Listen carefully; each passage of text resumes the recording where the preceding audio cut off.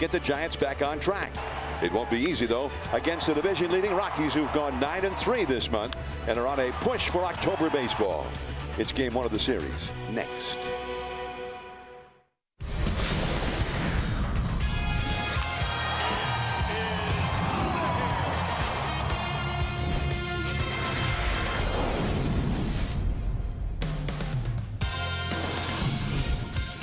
Downtown San Francisco, 24 Willie Mays Plaza. The Giants and the first-place Rockies open a 3-game series. Hello, everyone. I'm John Miller with Mike Kruko and Amy Gutierrez. Welcome to Giants baseball. And for the Giants trying to, again, snap out of this losing streak, which has been a nightmare, the longest losing streak in 60 years of Giants baseball in San Francisco. Now, they're taking on this first-place Rockies ball club. And the Giants going against the Colorado team that has a guy who's been a huge nemesis for a while, Nolan Arenado. And this year, an even bigger nemesis for the 2018 season is Trevor Story. Rare that you would talk about a side of the infield that has 2 hitters that have over 100 RBIs, and that is the case with Arenado at an even 100 and Trevor Story at 102. For the most part of this year, it has been MVP talk about Arenado. Now they're talking about Story. So it'll be a challenge for Chris Stratton, who brings a lifetime ERA against these Rockies into this game at 7+. 7+. Well, guess what? That's not the same Chris Stratton we've seen the last several starts where he has found his groove. His mechanics are great. So I like the Giants' chances. I know they've lost 11, but Stratton's a confident pitcher, and they'll feel like they could definitely win this game behind him. Got him right where they want him. So here we go. Game 1 of the series. Stay tuned now as we'll take you to the NBC Sports Bay Area studios for an update from Ahmed Fareed and Tim Flannery right after this.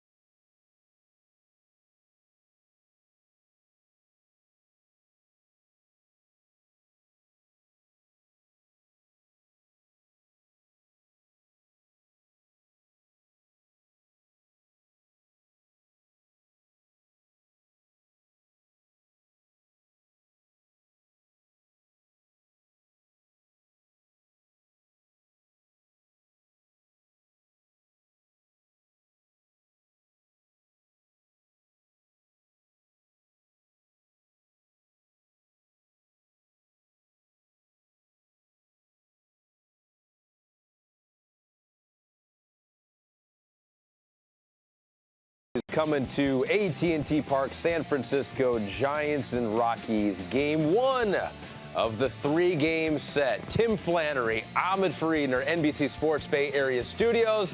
And the Giants still looking for their first win of September. It's an 11-game losing streak. you just don't expect it. Even the worst teams out there are going to win every once in a while. Giants have not proven to be the worst team out there, but just can't find a win right now. Absolutely. I mean, we always talk, and I think this has proven it wrong. We always say your momentum is your next day starting pitching. Yeah. But they've been the third best since June 1st as starting pitchers. So they've got to find a way to score runs. And tonight against the Rocky team, who's very hot, and they're playing for all the marbles. They need to score quickly, because this team, the only time you get the Rockies is in the first inning. That's and Tyler Anderson, who's on the mound, is one of the guys that give it up mostly in the first inning. So they're going to have to try to attack early. You do have Tyler Anderson on the mound, so that will be a guy that has struggled a bit. Bud Black telling him to work on his mechanics, be consistent. That's what they need from him. Chris Stratton on the mound for the Giants, and it really is an opportunity for him and all these young starters to just prove that the good parts of 2018 can be carried over to 2019. Absolutely. I mean, you talk about September call-ups. A lot of the guys who were brought up, they've got hurt. So you've got the young pitching staff that's been a highlight of the season, and Stratton making an adjustment, changing some of the things that some of the instructors and Vogie worked on down there in the minor leagues, and he's pitched well. So you're also going against a great offensive team tonight. The Colorado Rockies have two guys, Story and Arenado, who are in the MVP debate. In the MVP debate, and they're hot. Yeah, they're very good. They got power. They've shown that in Colorado. They've shown it before at AT&T Park. Does the streak end tonight, Tim Flannery? I'm going to put you on the spot. You know what? They say hope's not a strategy. I'm hoping. That's all I got at this point. You know what? The good thing is, though, flags fly forever. Yes. No matter how many you lose Absolutely. in 2018.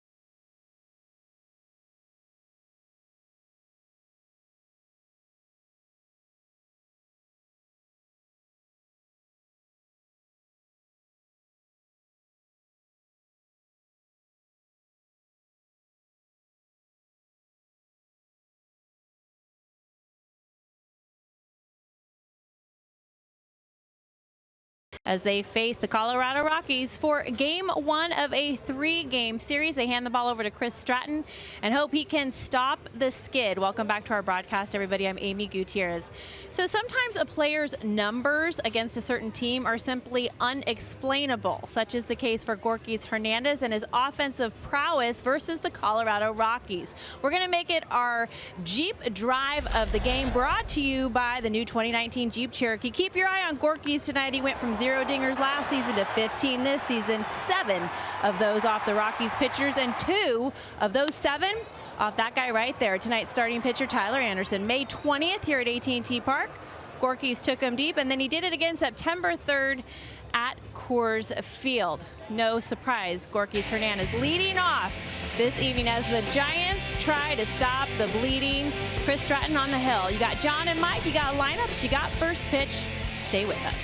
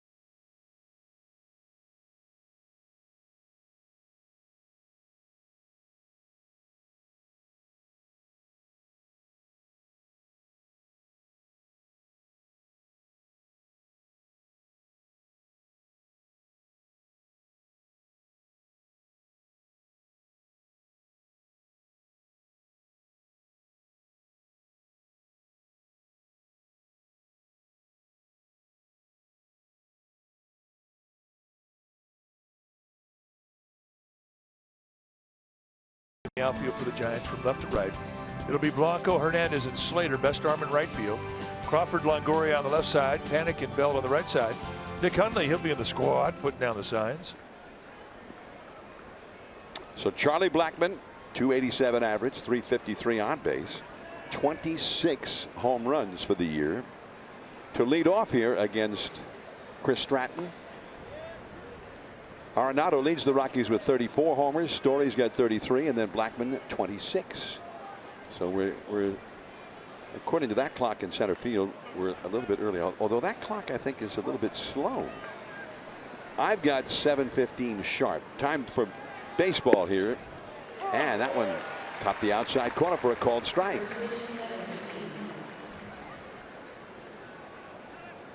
.60 degrees, the official game time temperature. High and tight with that one.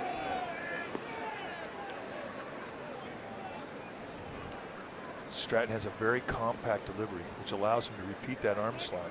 And he's been in really a good set of mechanics. He has not faced this Rockies team this year where he's had good mechanics. 2 balls and a strike to count now. The Giants have the overshift on. 3 infielders on the right side. Only Longoria on all by himself over there on the left side.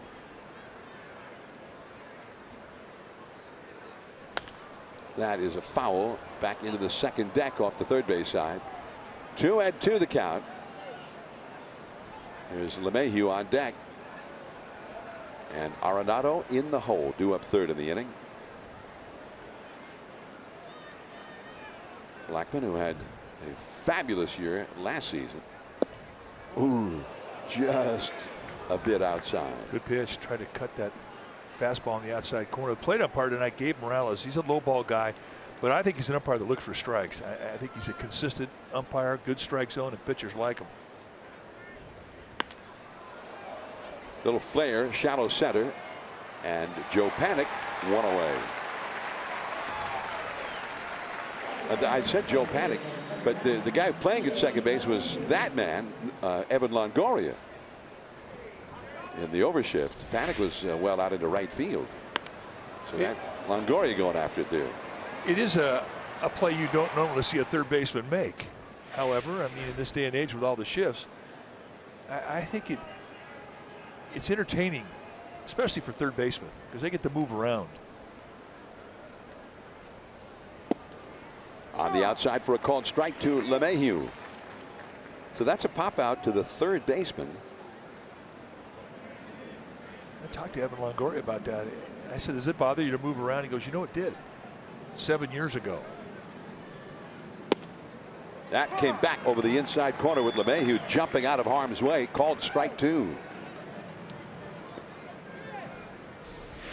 Let's take a look. They set up an outside target. This thing kind of floats in. I mean, now you can understand the look that LeMahieu gave Gabe Morales. He was not believing that should have been a strike. 1-2 now to LeMahieu. 284 average. He got 15 home runs, the best home run year of his career, even though he's missed a lot of games with injury this year. He's on the disabled list for several weeks. Arenado is on deck.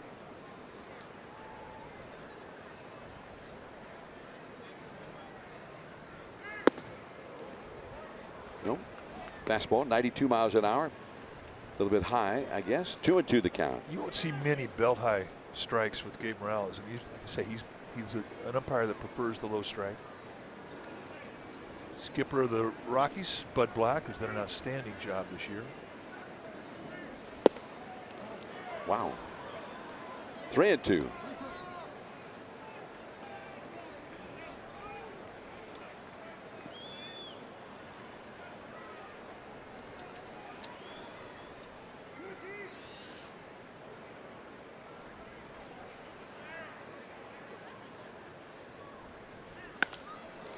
Into right field, and the catch by Slater. LeMahieu, one of the better hitters in the league, going the opposite way. You'll see him hit line drives that side of the field a lot. This time it finds a glove.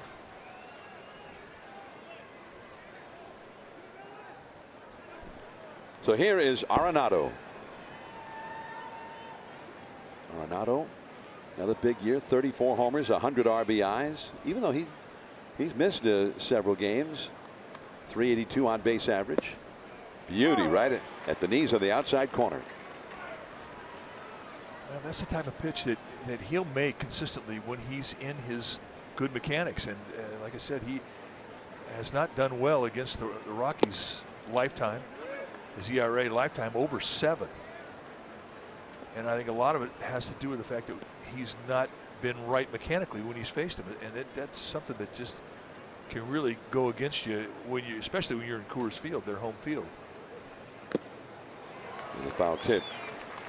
Arenado, who has hit 10 home runs in this ballpark in 188 at bats, which is outstanding. He's got 24 homers, 91 RBIs in his career against the Giants, and only 414 at bats. Playing up the middle was Panic, and the inning is over.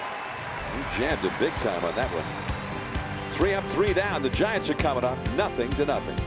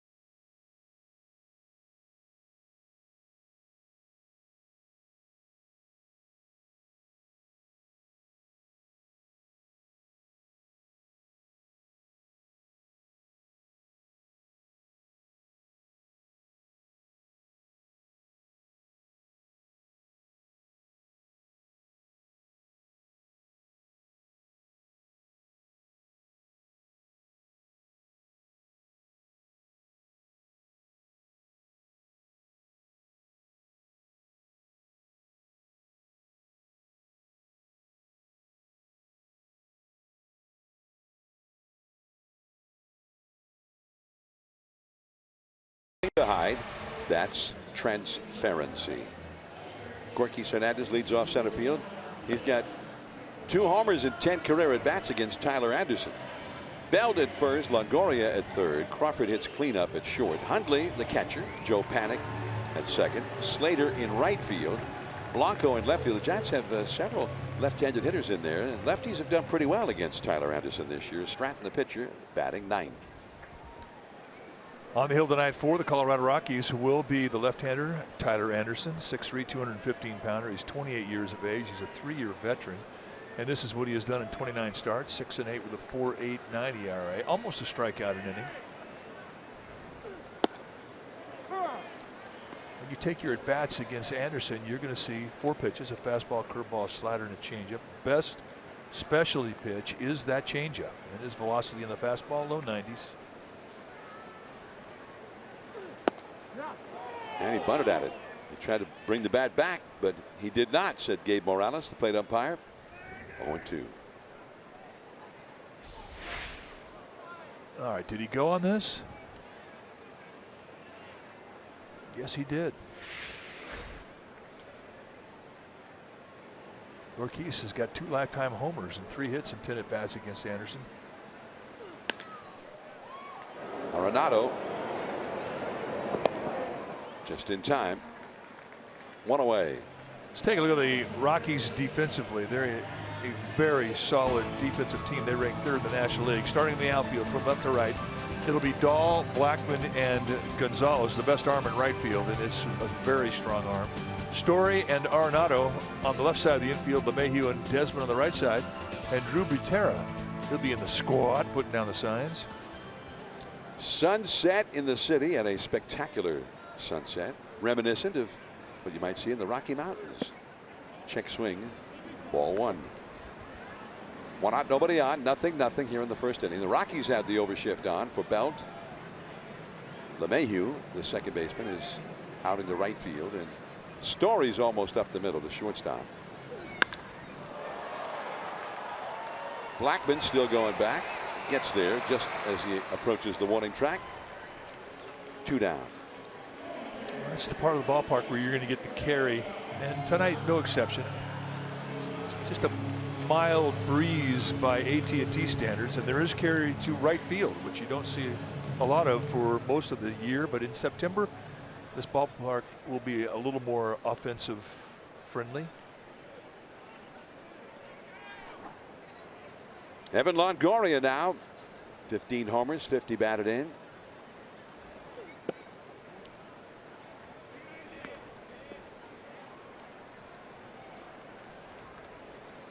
Rockies at the start of the day with a 1.5 game lead over the Dodgers in the West. Blew right by him. The Dodgers are playing in St. Louis. There you see the standings. Arizona 4.5 out. The Dodgers lead the Cardinals 2-0 in the top of the 8th inning. And Arizona is playing in Houston 2-2, top of the 7th there. That's out of play off to the right. Strike 2.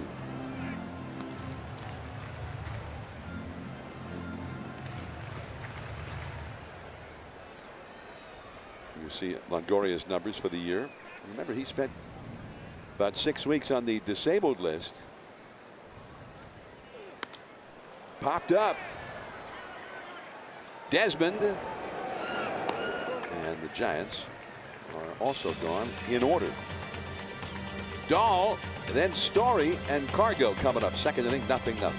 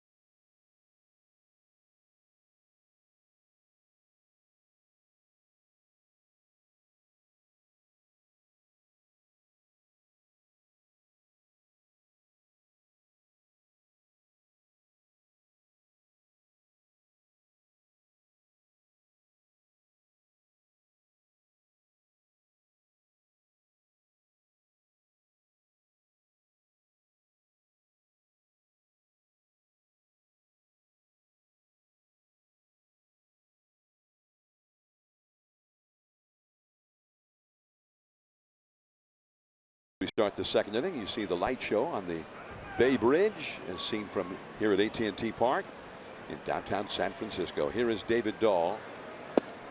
And that's a called strike. Dahl, 24 years old. He was a 1st-round draft choice for the Rockies 6 years ago out of high school, coming from Birmingham, Alabama.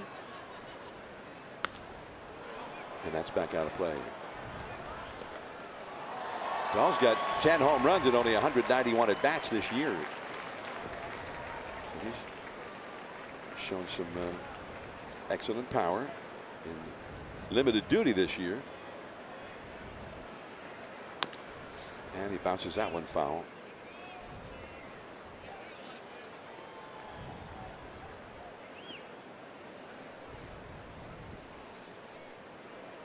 Well, you think about the Rockies organization and you think about hitting.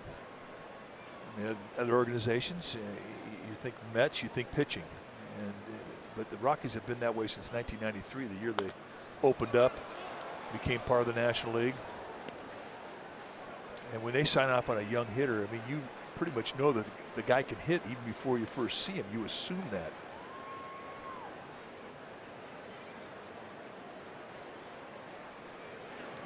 And David Dahl, no exception.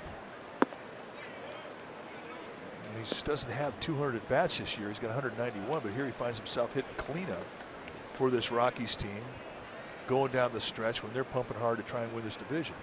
Tells you a lot about what they think of him as a hitter. He is gone for a strikeout for Stratton. Here's Story, who hit 3 home runs against the Giants.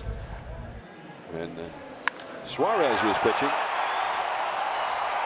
And they were long ones, too. This one was even longer, the second one. Well, 505 feet.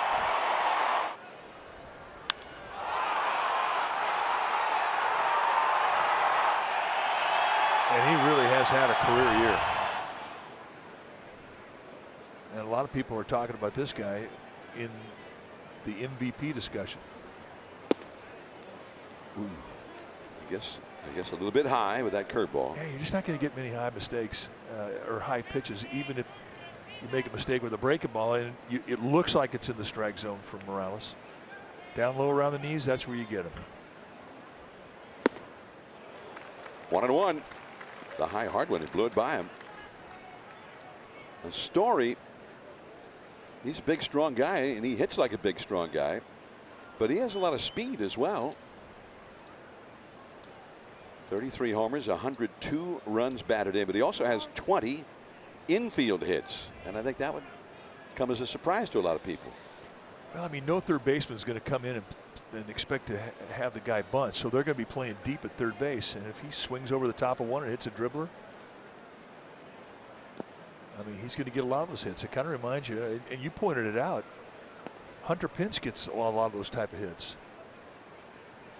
And Hunter has the big swing, lots of power, but also runs really well, and as does Story. Story has 25 steals.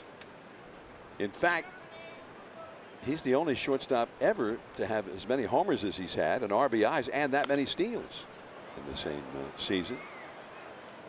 33 homers, 102 batted in, 40 doubles, and 25 steals on top of that. So what can he do? This year, there aren't a whole lot of things that he can't do. Because he's played a great defensive shortstop as well. And he lays off that high fastball this time. 3-2. Stratton's right. He could throw darts with that fastball.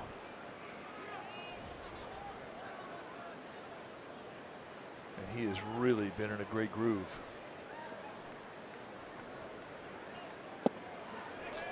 Check swing, no, says Ramon De Jesus, and it's a walk, the first base runner of the game. And we're going to check in now with Amy G.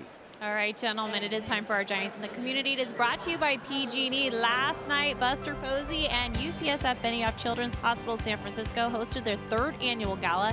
Gentlemen, they raised $700,000 for pediatric cancer research and treatment. More than 200 guests gathered right here at AT&T Park, including several of Buster's teammates. Kruk and Kipe were there, Rennell, Giants front office, as well as UCSF doctors, and pediatric cancer survivor 18-year-old Lily Bakur, who beat cervical cancer thanks to cutting-edge research and treatment. To date, more than $3 million has been raised. Mike, I know you had a fabulous time last night, very emotional. Well, Lily, she stole the show. She was amazing. A young woman who's yet to graduate high school. She's going to go to UC Davis. She got up and gave her speech, and it very emotional. And it's always a great night. So we thank Kristen and Buster Posey, who are really the driving force in the pediatric cancer research fundraising. It's a night we look forward to. Last night right here inside AT&T Park. That's all for Cargo. He just blew a high fastball right by him. Put him away quickly. And he's been swinging the bat well, too. He's been a hot hitter.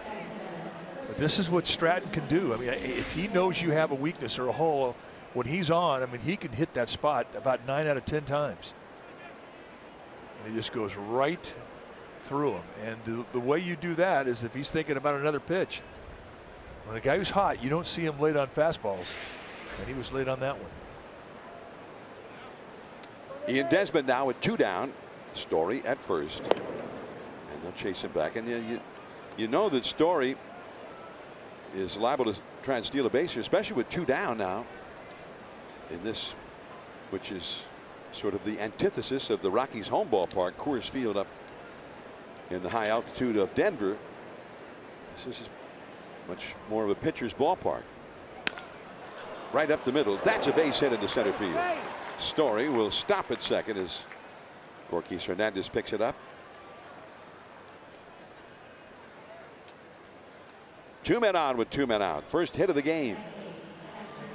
And Butera to the plate, the 8th place hitter. Veteran catchers only had 8 at bats for the Rockies.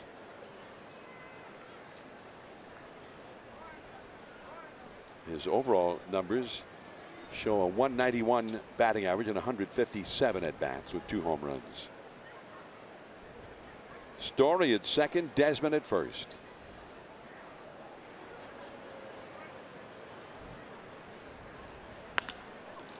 Right to Longoria. The force out. Retiring Story. That's the inning. 2 men stranded. Crawford coming up for the Giants. 0-0.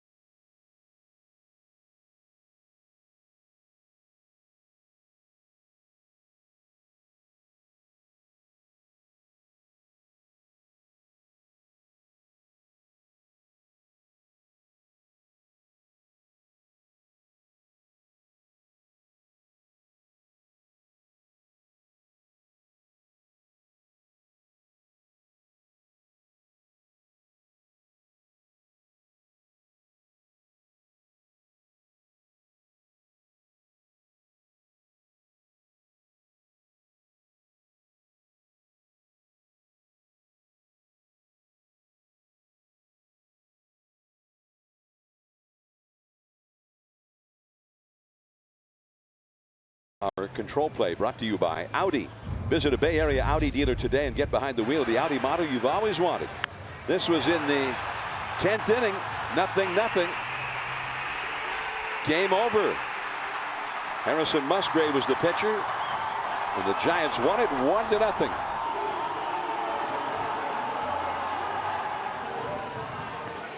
Third career walk-off home run for Brandon Crawford.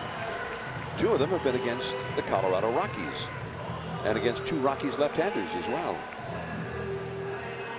That was quite a game. Bumgarner up against Freeland, 2 outstanding left-handers.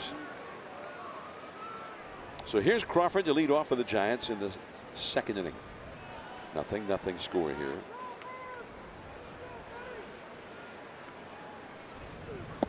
Shows bunt, takes low, ball 1 from Tyler Anderson.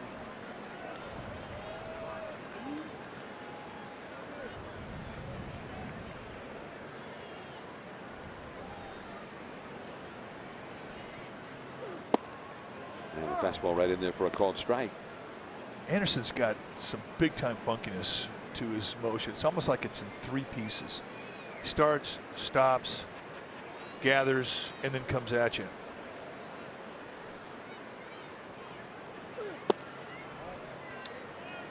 And I've always believed that funkiness is a good thing, provided you're not going to hurt your arm with it. And he's really in a good position. When that front foot drops, his hand's in a very high position. He's got that ball pointing towards second base when that front foot hits. which is what you look for. He'll come up and he'll stop, and that gathers his back leg so he doesn't glide. Now as he drops that front foot, his hand's in a good high position as he starts and he throws through his target. The only thing is, when you have a lot of funkiness out of your windup, it gives you rhythm. LeMahieu plays the high hop, and Crawford is out number 1.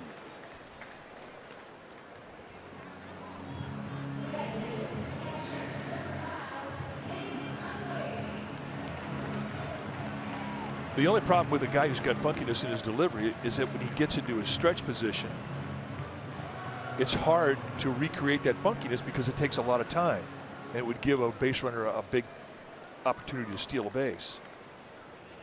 So basically, he's 2 different types of pitcher. One with funkiness and one without it.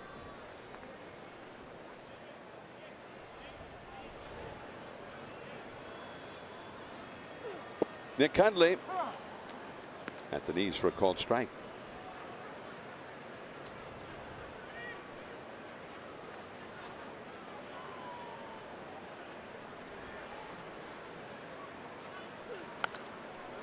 Popped foul and back out of play. That really is the best weapon I think that Anderson has against right-handers, especially guys of power. The changeup.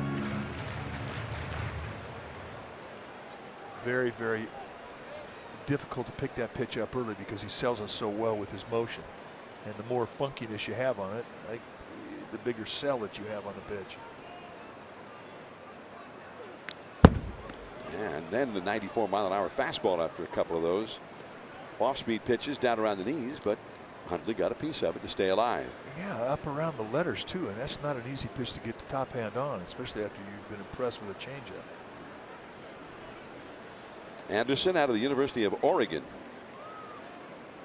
First-round draft choice of the Rockies 7 years ago out of Eugene. 1-2 now.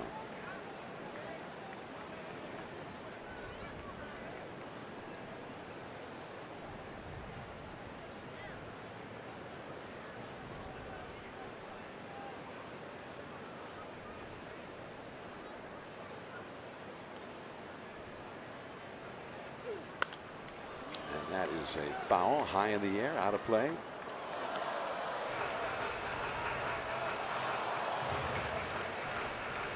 Still 1 ball, 2 strikes to Hundley with 1 out, nobody on. Joe Panik on deck as they face Tyler Anderson. Tomorrow's game will be a 6:05 start. Bumgarner for the Giants against German Marquez, a right-hander for Colorado and a hard thrower. In a day game Sunday, Derek Rodriguez faces off with Antonio Senzatella.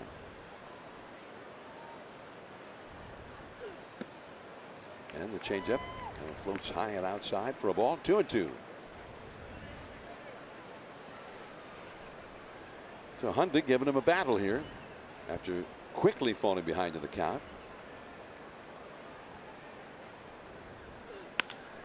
That's a base hit, left center field. Dahl over to cut it off and hold him to a single. Well, come fly with Alaska Airlines to over 115 destinations. And tomorrow, the first 40,000 fans will receive an Alaska Airlines 2-for-1 voucher. You can watch the Giants take on the Rockies as it's the last Saturday night game of the season with a 6:05 start. So don't miss out on the most valuable promotion all season. The Alaskan Airline voucher 2-for-1. And remember, you can always directly buy from the Giants at sfgiants.com. That sounds like a pretty good deal. That's a fastball for a called strike. I mean, it's a great deal.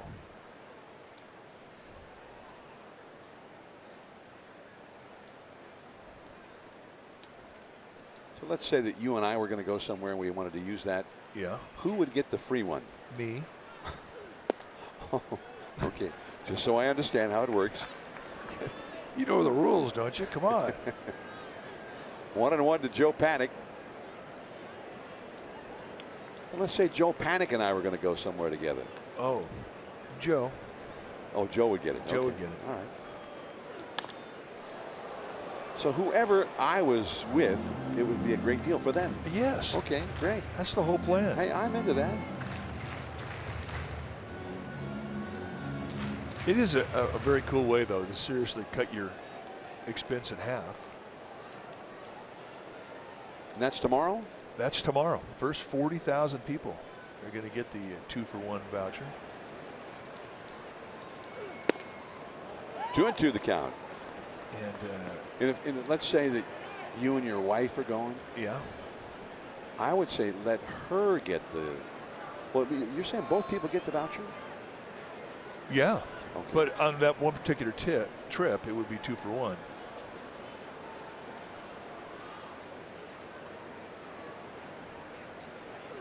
I mean, somebody's got to pay one of the fares. So let's say a family of 4.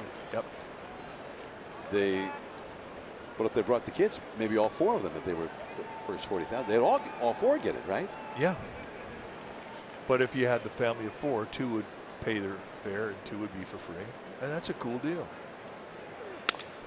That's a broken bat bloop in there. Base hit for Panic. Hundley stops in second. 2 straight hits for the Giants here with 1 out. Joe Panic's hot. Joe had a 3-hit game here on Wednesday afternoon against Atlanta. Could have been 4. Ozzie Albies made a tremendous play in the infield denying him a base hit, but it could have been a 4-hit day for Panic. He hit one sharply, headed right up the middle, and it bounced off the pitcher Venters over to Albies, who made the outstanding play to get him. Here's Slater now. 270 batting average, 350 on base percentage. He's going to think right center field gap, look fastball.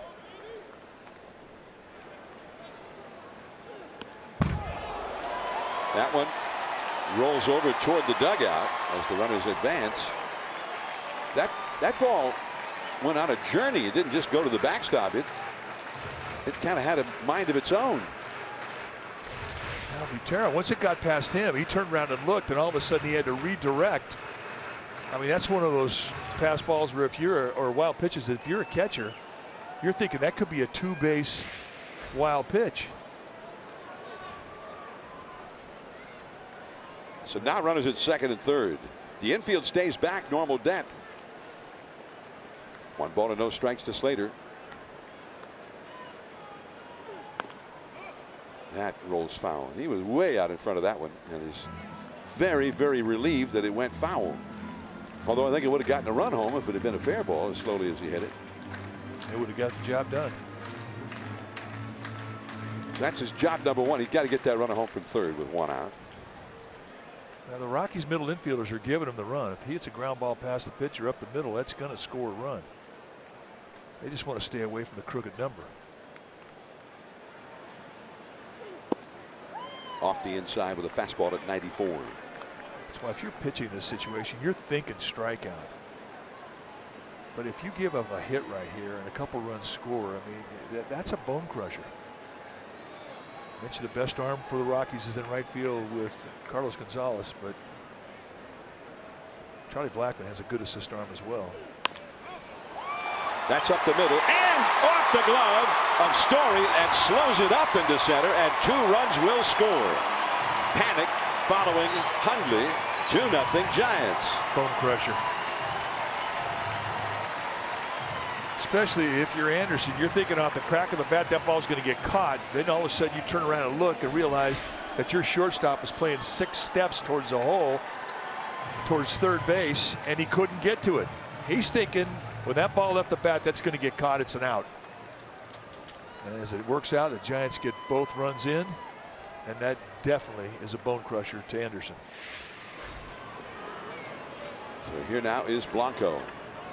Giants have 4 left-handed hitters at the lineup tonight. Bruce Bochy saying that Anderson has been tough on right-handed hitters. So he's mixing it up a little bit. He also said, hey, we need to try something different. What we've been doing is not working. So here's Blanco versus the left-handed throwing Anderson. There's a drag bunt, but it goes foul. I don't know if I like that play. Got the pitcher up next. If you had Madison Bumgarner on deck, I think, you know, it would be a better play. But when you are bunting, if you don't get on base by way of the base hit, now it's a 2-out situation, and you've got a weak hitting pitcher coming up. And you kind of killed the inning. Plus, Blanco's been swinging the bat well. That's a foul into the second deck off the third base side. Strike 2. I was talking about Bruce Bochy's idea about putting more lefties in the lineup tonight, and Tyler Anderson, left-handed hitters against him are hitting .302 for the year, and right-handed hitters hitting only .239 against him. And the throw to first and back to the bag is Slater. We talked about his changeup being his best specialty pitch, and I don't think it's as effective against the lefties as it is against the right-handers. So Blanco hanging tough here with 0-2 count. 1 out, 2 runs in. And that is all. The cutter down and away. That's another really strong pitch for Anderson. Blanco hasn't had that many at bats this year. Came into the game hitting .263 against left-handed pitching. So now Stratton, and you see his numbers for the year. And that's what you were talking about, Mike. And he has not hit well. Only 4 hits in 38 at bats. Although the last home game he pitched, he had one of the best at bats of any Giants hitter the whole game. Knocked in a run.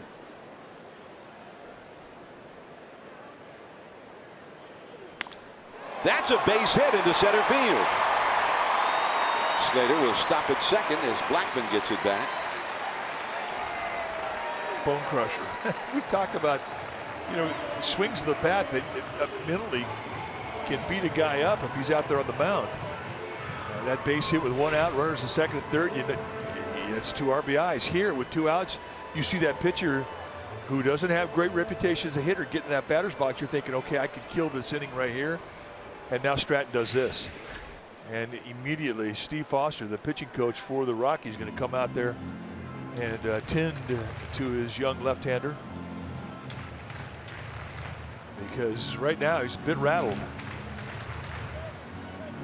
Remember, we talked about it too at the beginning of this game. The guy who has had the best success against Anderson is stepping in the box right now.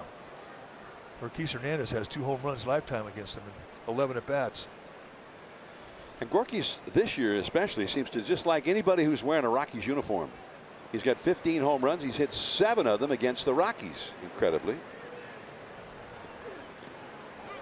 And the save there by Butera, although that ball seemed to be repelled from his glove. He just couldn't pick it up.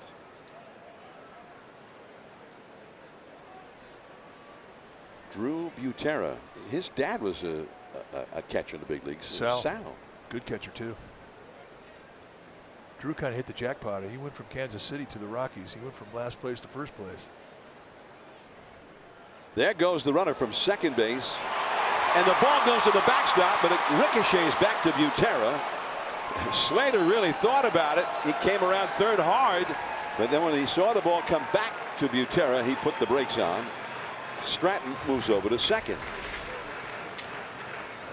Really not a whole lot you can do if you're Butera. That ball hit about 3 feet out in front of home plate. This is where the Rockies catch a break. It's a very short backstop here at AT&T Park, so wild pitches, they're not as damaging here because a catcher can get and recover very quickly, and Butera did. So now it's a steal, by the way, for Slater. Well, a 2-0 count, and he threw him the off-speed pitch, and it worked beautifully. 2-1. A steal for Slater because he was running with the pitch. Stratton was not running, so he goes to second on a wild pitch. It's a steal and a wild pitch on the same play. Second and third, 2 down, 2 runs already in. And that fastball at 94 following up that 81-mile-an-hour off-speed pitch. And it's 2-2. Well, you mentioned he has 7 home runs against the Rockies. He was trying to hit number 8 on the year right there.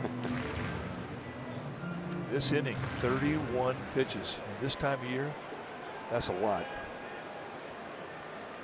Threw 9 in the first inning. This will be his 41st overall in these 2 innings. Just got a piece of it to stay alive. Good fastball, though. Bunched up his hands.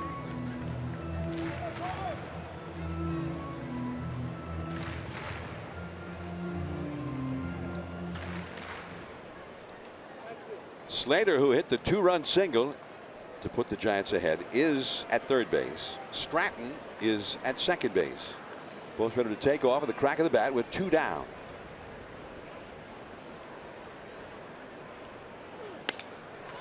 Over to Arenado. One place to hit it. And that ends the inning. The Giants get 2. Austin Slater with this ground ball just out of the grasp of Trevor Story. 2-0 Giants as we head to the 3rd.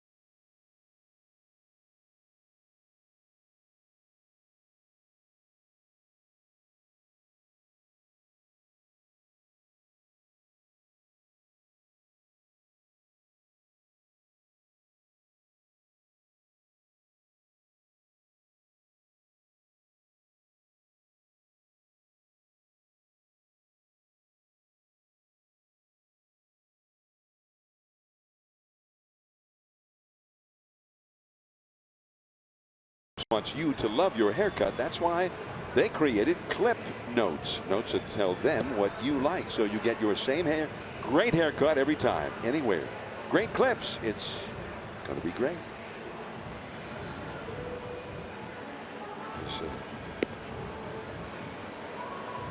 Some of the haircuts on the field here tonight and in the seats. There's no yawning in baseball.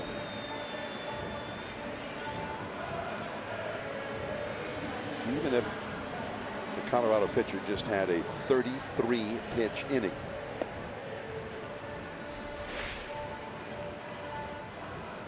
Whoa.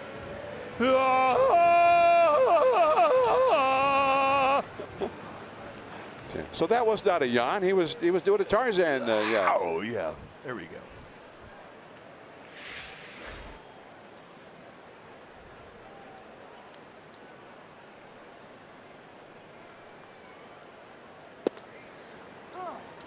Tyler Anderson leads off for the Rockies. Colorado pitcher has 4 hits and 44 at bats with 1 run batted in. Struck out 29 of those times. And Stratton is a little bit low. Now it's been a while since Stratton last threw a pitch after that very long, arduous second inning for Anderson. Blackman, the leadoff man, is on deck. 1-2 the count. Dodgers lead the Cardinals 2-0. They have gone to the 9th inning in St. Louis now on the out-of-town scoreboard. Arizona 2, Houston 2, last of the 7th in Houston interleague play. That's a fair ball. Belt, Stratton covering, 1 away. Well, if you need help with a consumer problem, you can contact NBC Bay Area Responds or Telemundo 48 Responde. They've recovered more than $1.5 billion for Bay Area consumers. So call 1-888-996-TIPS or visit NBCBayArea.com/responds. Whether in English or Spanish, they respond to every call. Every email, NBC Bay Area, we investigate. Leadoff man Charlie Blackmon now. He popped up to the third baseman playing second base his first time. Got it. And that's in there for a called strike on the outside. Right now the third baseman is actually playing third base. The shortstop Crawford is basically at the second base position toward the middle. That's Belt. He'll take it himself this time. 2 down. Good changeup. Stratton's got his weapons tonight. I mean, the Rockies have not seen him have this type of stuff, this type of command all year long.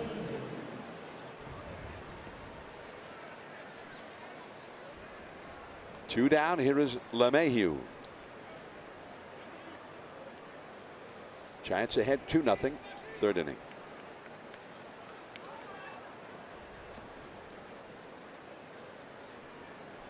LeMahieu lined out to right his first time.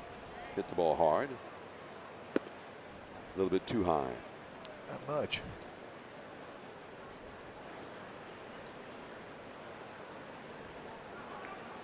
Electronic strike zone.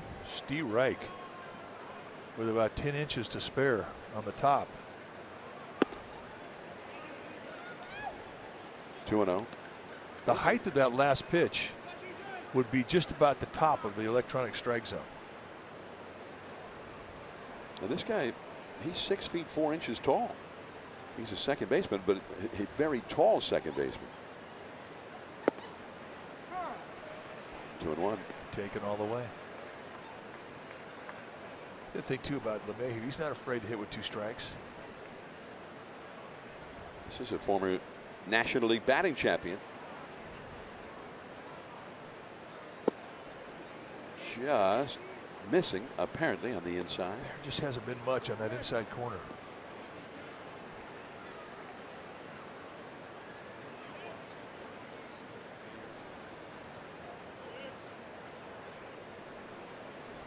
Three and one.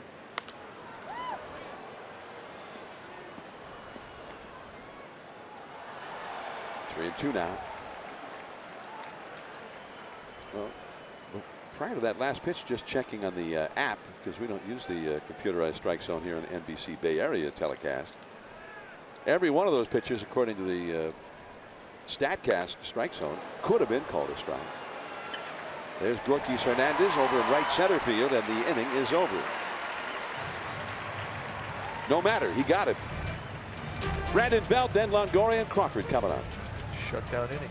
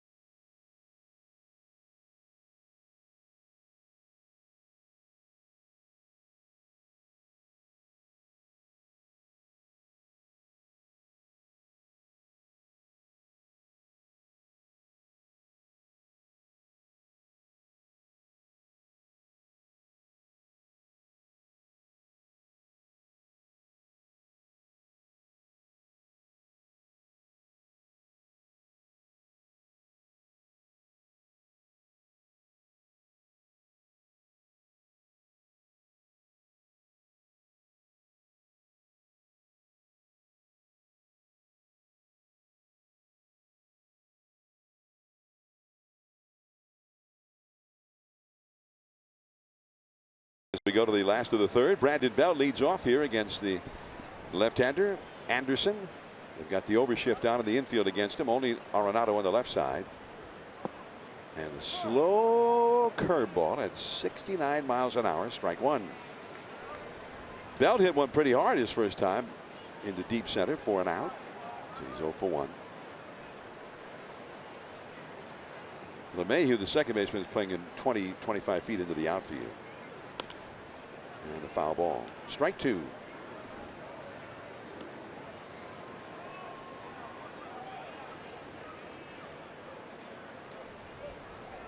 Longoria on deck, and then Crawford due up third in the inning. Bell tried to get his bat going. It has not been going for a long time. There's a ball in the dirt. Well, Belt, one of the guys on this Giants team that has had a substantial health problem during the course of a season. Had appendicitis, had to have his appendix removed. And that is all for Brandon Belt. That cutter gets him one away. Future Focus is brought to you by Xfinity.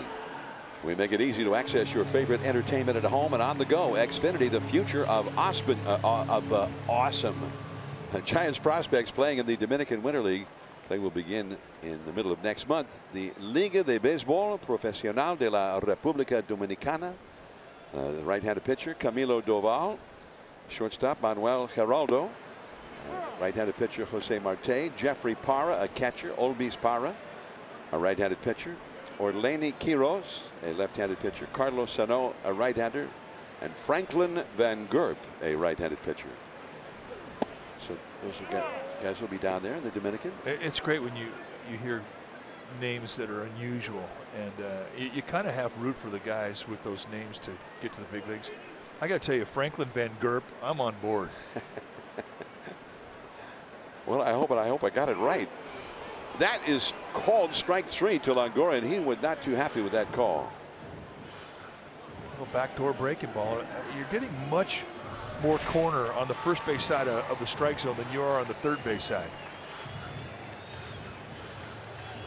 I mean, this thing went way wide, and see where they set the target. They put that glove on the outside corner. So not one time did that ball come around and actually cross home plate. So 2 down, nobody on. Brandon Crawford grounded out to second his first time. And the slow curve misses. I like the guy Camilo Doval. I remember when I was a kid, when we were kids, there was a great American League pitcher named Camilo Pascual. Twins. And he, by all accounts, had a great curveball. Camilo Pascual. He was a top-notch pitcher for many years in Major League Baseball. So Camilo Doval.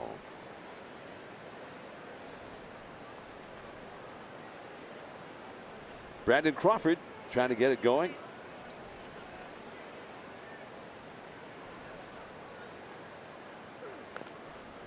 Right under the hands, fouls that one off. What are some of the favorite names that impressed you when you were a kid? What were some of the names that kind of caught your ear?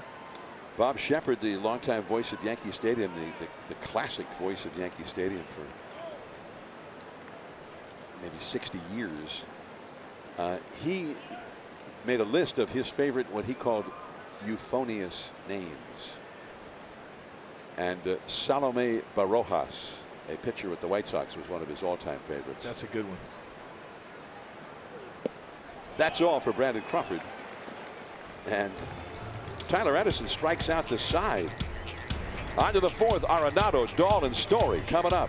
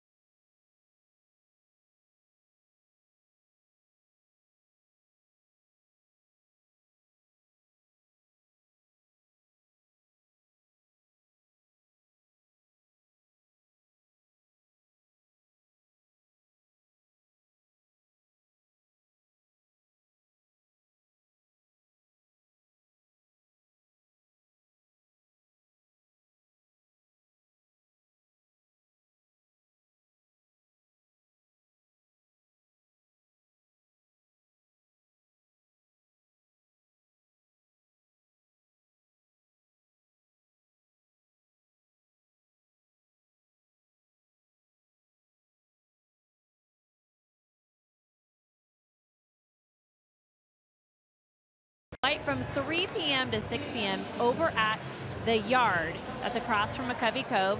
The Fiesta Gigantes event pays tribute to the Hispanic community as it is Hispanic Heritage Month, and your entire family is welcome. And here's the best part, gentlemen, it is free. But if you'd like to come to a game, you can purchase single game tickets or buy the Fiesta Gigantes special event game ticket, which includes a Vamos Gigantes t-shirt. It's Derek Rodriguez on that t-shirt. You're going to want that. Go to sfgiants.com/special events for more information. John?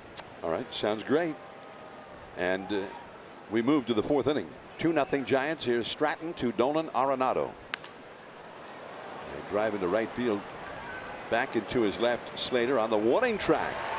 Right in front of the second archway. One away. One pitch, one out. No better way to start an inning. So euphonious names. Salome, you remember him? Salome Barojas? That's a good name.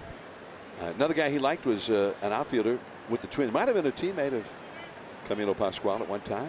Sandy Valdivielso. That's a good one. I mean, the Latin names, they're euphonious. I never even knew what euphonious meant till you just threw it on me here. Bob Shepard, he was the longtime voice of Yankee Stadium. I guess around 60 years, that's a long time. But he was a speech professor. His actual career was he was a speech professor at St. John's University. He used to talk about being the public address announcer, and he says the 3 C's are the key of a good public address announcer. Well, what are the 3 C's, Bob? Clear, concise, correct. Good point. How would he sound? I mean, Bob was very unique, and any Yankee fan of the last 40 years or so probably has Bob Shepard on their voicemail for their answering. Mike Krukow is not in right now, but leave a message at the tone. Well, number 29. Even after he retired, didn't Derek Jeter continue to have his name called when he took his at bats? He did. That is all for Dahl. Man, that's a pretty nasty looking breaking ball from Chris Stratton. Great curveball. Well, Giants baseball is brought to you by Toyota. Designed for the grind and comes through every time. See your local Toyota dealer for a great deal on a dependable new ride. Toyota, let's go places. Trevor Story will come up now. Dodgers now lead the Cardinals 3-0. They're in the last of the 9th inning in St. Louis, and Kenley Jansen is trying to wrap that one up for LA.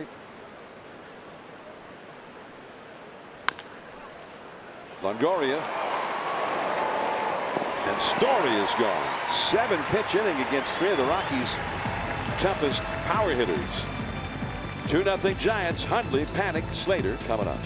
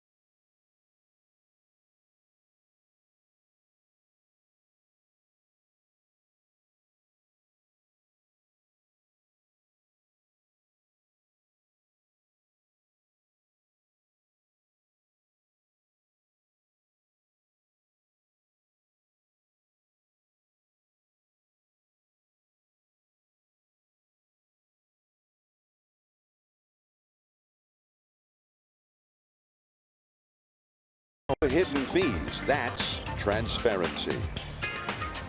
I'm John Miller with Mike Krukow and Amy Gutierrez, Amy G, from AT&T Park on a cool evening. It was a beautiful day today here in the city. Here is Nick Huntley. He singled in the second inning after falling behind in the count initially, 0-2, and that started a 2-run rally for the Giants in the second. 1 ball and no strikes facing Tyler Anderson. And it all started with Huntley. He had really a tenacious at bat because he was behind right away and then got into a battle and finally got the base hit. That's the lollipop. That's 66 miles an hour. Well, nobody's swinging at it, and he's been really good at stealing strike one, especially against the left-handed hitter he's faced.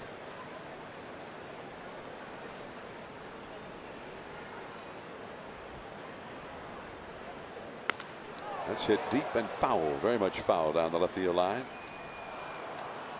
So you see guys throw that curveball and they throw it as hard as they can.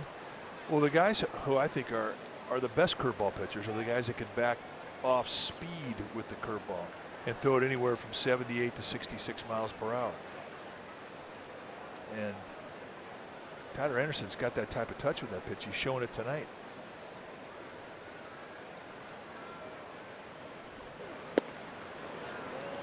Two and two now. Chris Stratton has that type of touch with the curveball, and he's showing it tonight.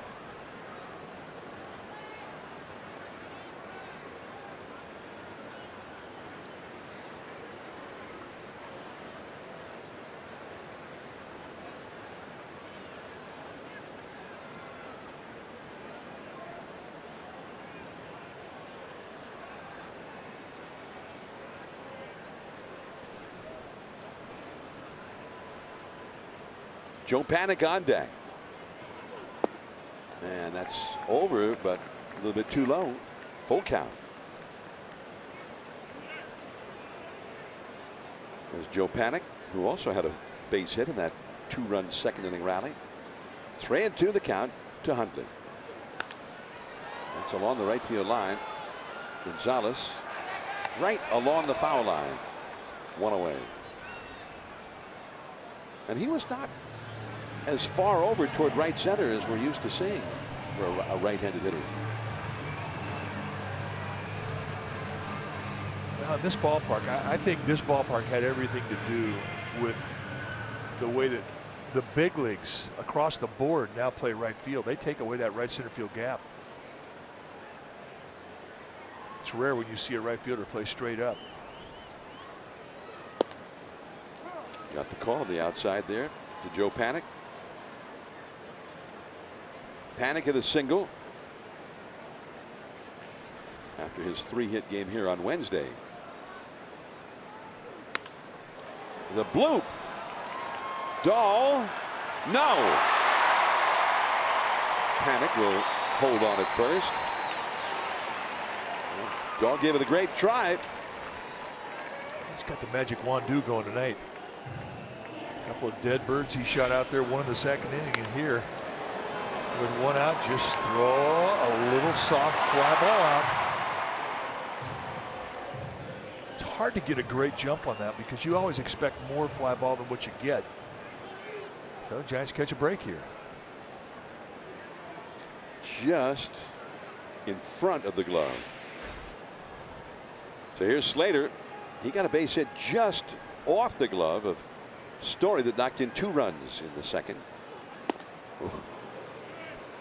Well, that's the second consecutive at bat that he started with that changeup, and Slater has been way out front of it. The first time he hit a little slow tapper, just barely got a piece of it up the first base line. And when you swing hard like that through a changeup and you get nothing, it doesn't feel good.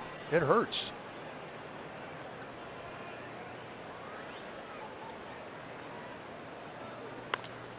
That's a foul out of play. 0-2 the count. It hurt from up here. I'm serious. I mean, you feel it in your neck, you feel it in your back. Swing hard like that, you want contact. Plus on a changeup, right at the end, you start to reach out a little bit more. really crowded him with that one at 93 miles an hour. Well, yeah, but he pitched him backwards, kind of put him to sleep with off-speed stuff, then tried to zip him above the hands with 93. We've seen Anderson hit 94 miles per hour tonight. That's the top end of his velocity. Runner at first, one out. Be careful.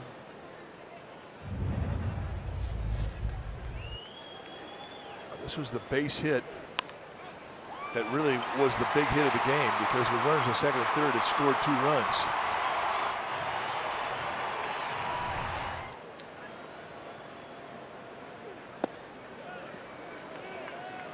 Two and two. And you can see after that call, Tyler Anderson motioning into the umpire as if to say, are you saying it was off the inside? And Gabe Morales nodded. Yes, I was. Yes, that's exactly right. Yeah, thank you for asking. 2-2 the count. Ooh. Strike 3 call. 5th strikeout for Anderson. It's a little cutter. That's one that you just think about.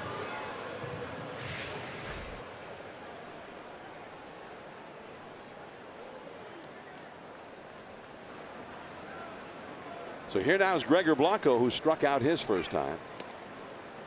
Panic back to the bag. This is one of those spots where even if he doesn't knock in Joe Panic, just to extend the inning to get the pitcher up there can have benefits. Again, Panic is back. It's weird. I mean, with 2 down, you think that maybe a steal could be a big play tactically, but with the pitcher coming up next, it doesn't seem like very likely that he's going to try to steal, and Panic doesn't try to steal very often one way or the other, regardless of the situation. And the curveball misses for ball 1 to Gregor Blanco. But the Rockies very concerned with Joe Panic over there. Well, they just don't want to forget about him, but I just think the chances of him trying to steal are probably 1 in 100, simply because the point you make with the pitcher on deck, they're going to walk Blanco. Oh, there he goes. And he got a gigantic jump. So you always leave yourself a little wiggle room. 1 in 100.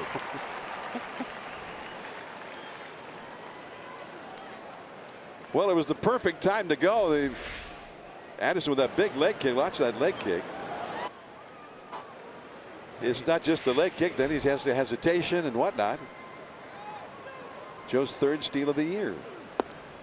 Well, this may at least get Stratton to the plate now. They've got a base empty. And I'm surprised they're pitching to Blanco. I know he struck out in his first at bat against him. He didn't look that great. But still, I mean, he's been swinging the bat well. He's been one of the Giants who've had a nice swing going here the last couple weeks. Chase that changeup low one. And it's 2-2. Well, and left-handed hitters for the year have hit better than 300 as a group against Tyler Anderson.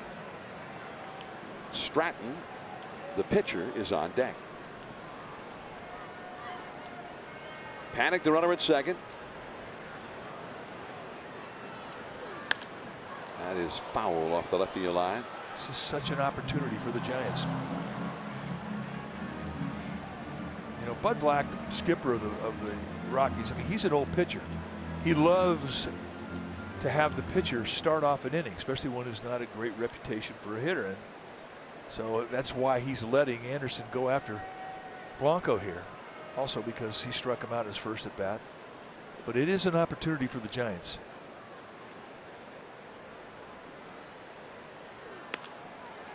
Little pop-up. Arenado. He makes it look easy. Too easy. So that's all for Blanco. Stratton will lead off the next inning for the Giants as he makes this over-the-shoulder catch. It's so good. On to the 5th.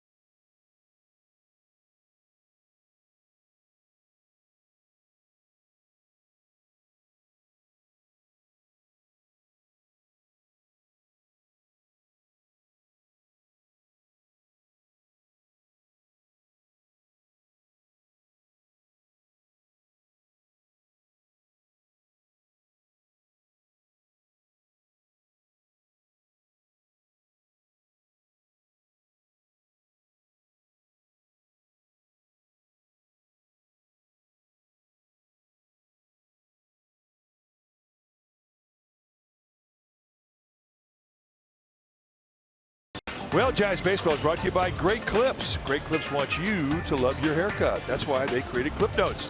Notes that tell them what you like, so you get your same great haircut every time, anywhere. Great Clips. It's gonna be great. It's the Giants 2, the Rockies nothing as we start the 5th inning now here at AT&T Park. Chris Stratton on the mound. He's allowed 1 hit and 1 walk through 4 innings. Carlos Gonzalez leads off against him. The Giants go into the overshift against Cargo. Longoria by himself on the left side of the infield. In the air to deep left. Back is Blanco. 1 out. You get a little nervous whenever Cargo is able to get his arms extended like that. Well, if this is Coors Field, you're rubbing up another baseball right now. That's a round tripper. The ball under the same conditions, same temperature, same wind, same humidity. At altitude at Coors Field would go, according to the physicists, 9% further than here. So that ball was hit maybe what, 360 feet from home plate. So another 9% would 390, 395, and that would have been 2 or 3 rows back in this ballpark if it were at that altitude. Longoria throws out Desmond. Desmond, who singled, has had the only hit for the Rockies in this game. 2 down quickly here in the 5th inning. It's just such a testimony to what mechanics mean to a big league player. When you watch Chris Stratton tonight and what he's done his last 4 starts since getting fixed mechanically.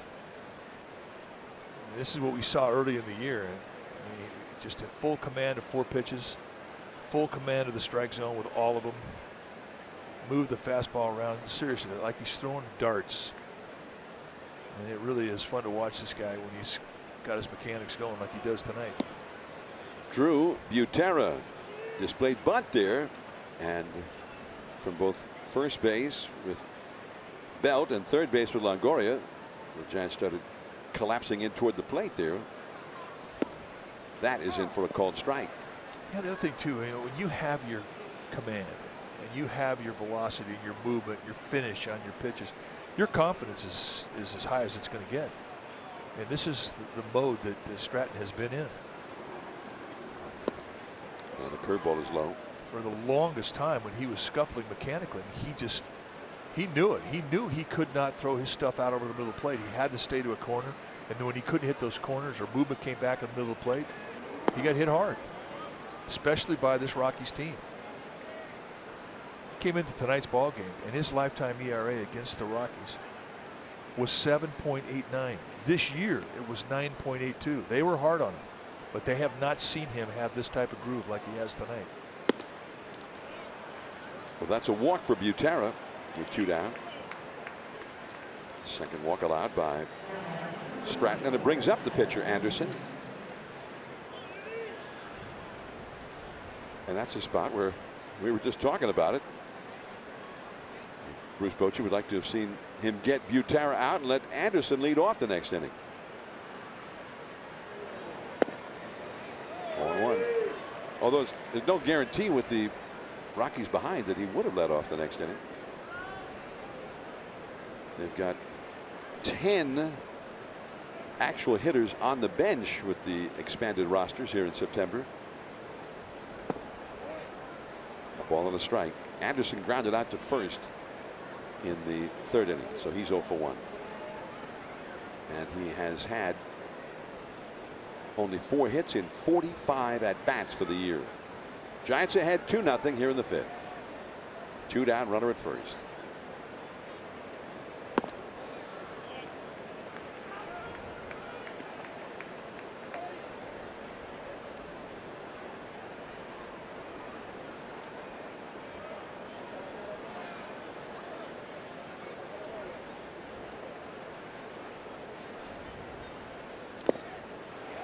Two and 2.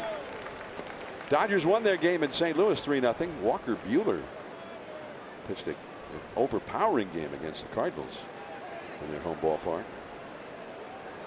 Jansen got the save. The Dodgers have won the first 2 games in St. Louis this weekend. Stays alive. 2-2 the count. That's not an easy thing to do. And Cardinals, I mean, they have just as much at stake as the Dodgers do. So that's a big win for the Dodgers. Cardinals in 3rd place in the Central Division, but leading for the 2nd wild card spot. Strike 3 call. They have tied the Cardinals for that 2nd wild card spot with their win tonight. 2-0 Giants.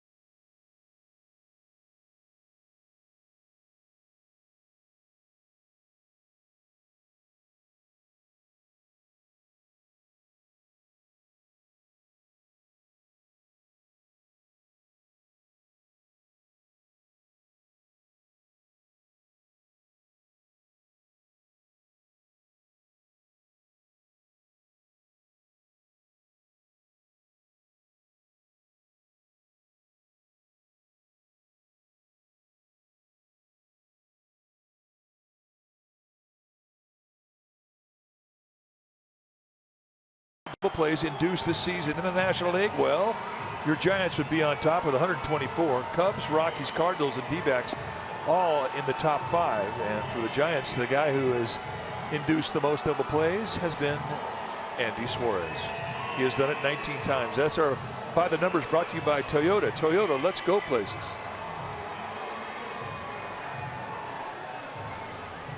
Giants 2, Rockies nothing as we go to the last of the 5th inning here at AT&T Park. A view from the bleachers. A cool night, 60 degrees at game time. Wind blowing out towards San Francisco Bay. The Giants with a 2-run 2nd inning rally. By the way, we got a text from one of the great baseball fans around, Keith Olbermann. We were talking about the euphonious names, and Keith pointed out correctly that I conflated 2 of Bob Shepard's favorite names. I want to deny that I conflated it. You know, no way.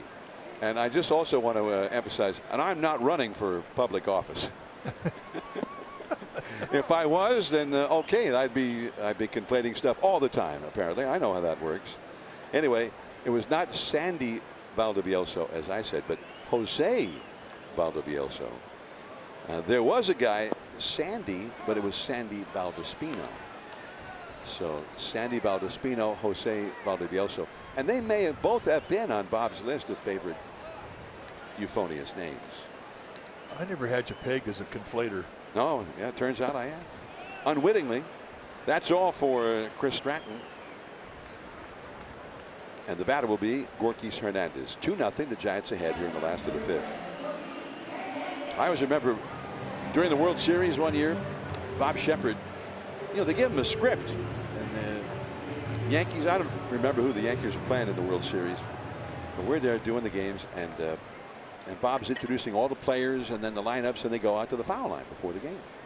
And they left Bernie Williams' name off his script. Well, Bernie was the cleanup hitter for the Yankees.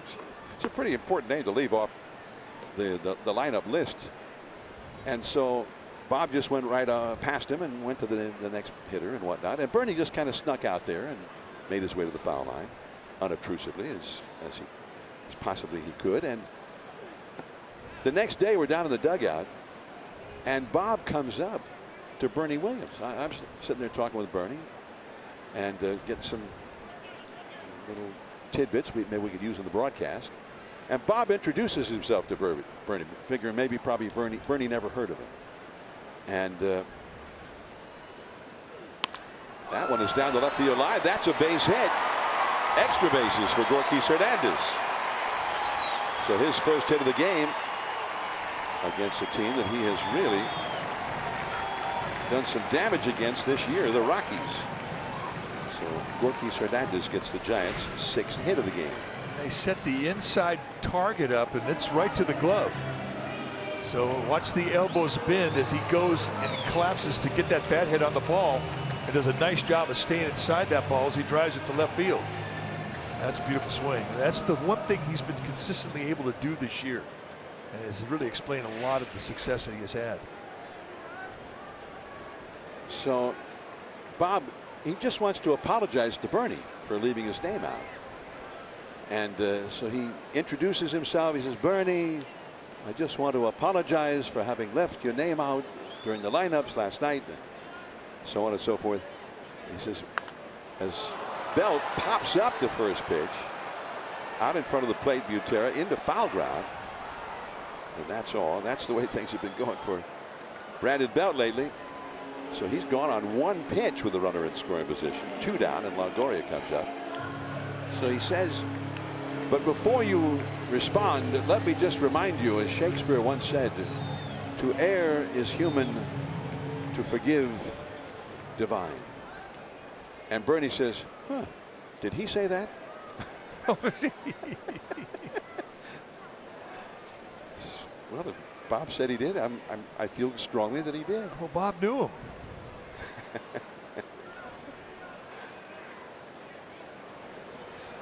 Two down. Hernandez at second. Longoria the hitter.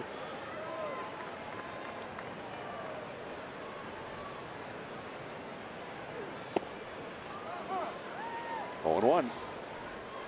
Giants looking for that little add-on run here. They had a chance. They ended up with runners at second and third and 2 down in the second, but couldn't get any more runs home. They had to settle for the 2. Well, Hernandez with a 1-out double here. Now 2 down. Still trying to knock him in. Longoria looking for that clutch 2-out hit.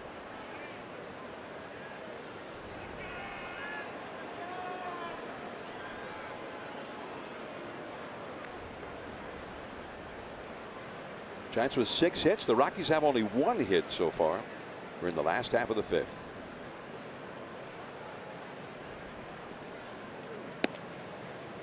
One and one the count now. Yeah, he's got an open base and a left-handed hitter, Brandon Crawford, on deck. So I wouldn't expect him to just flat out challenge him right across the plate with a fastball at the belt. I think he's going to mix speeds, mix locations, and nibble. Longoria only 1 hit in 9 at bats against Anderson. That was not close. 2-1. The 1 hit he had, though, was a triple. Gorky Hernandez at second, ready to take off. On contact here with 2 down.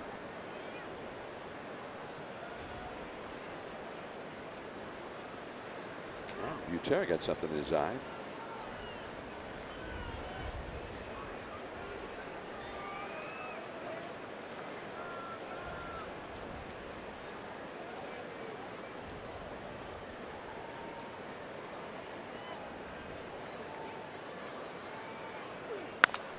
Broken bat. The bat ends up over near the Giants dugout as Arenado fields the ball and throws out Longoria. Hernandez stranded at second. Top of the order coming up for Arizona. Blackman in the 6th. It's 2-0 Giants.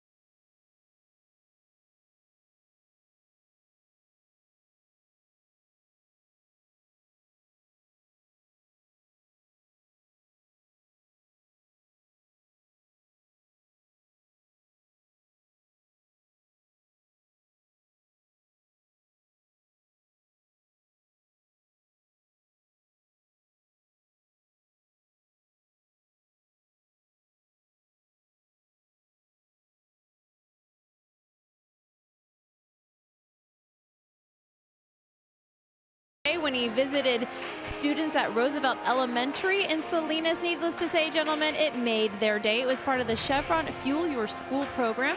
Gorky's got to deliver sports equipment and worked on STEM learning materials with the kids. STEM, the STEM program stands for science, technology, engineering, and math. And then they got to take to the field for drills, one-on-one instruction from Gorky's, and make the connection between baseball, math, and physics. Way to go. Guys, you want to talk a little math, physics, baseball? Oh, yeah, yeah. Why should tonight be any different? Well, yeah, I mean, that's what we do. 2-0 the count to Blackman.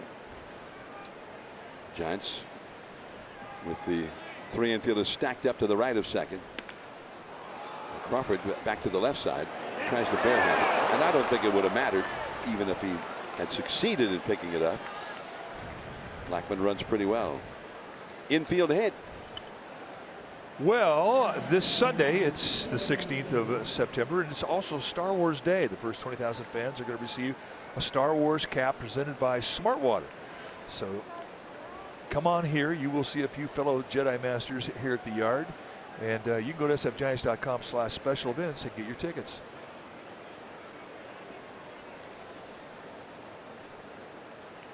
Oh, yeah, they'll be here.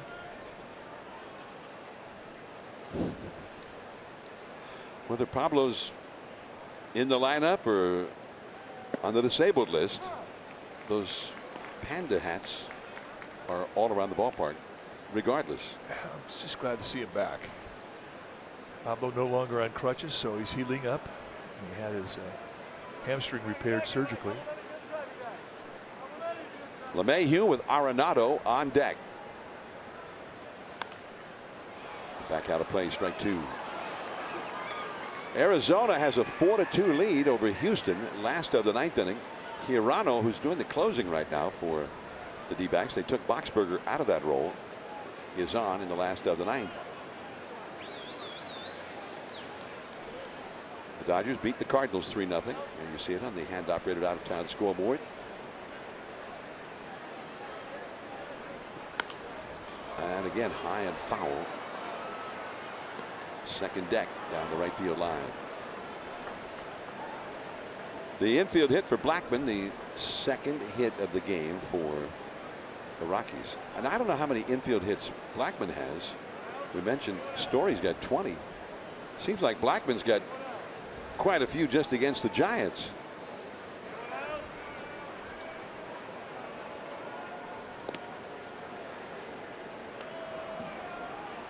Blackman has 12 steals for the year and been caught 4 times.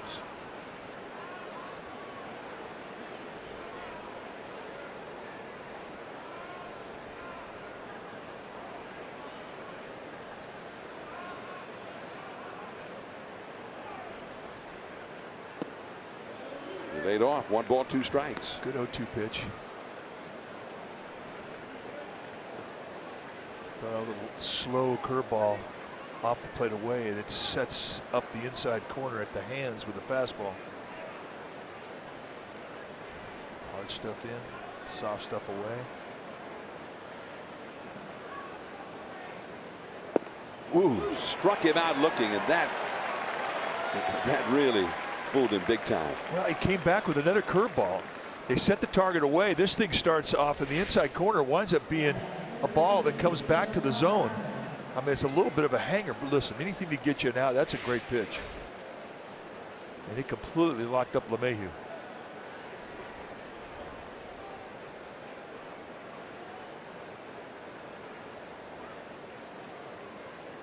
Now Arenado, and he comes up as the possible tying run. He is grounded out to second, flied out deep to right.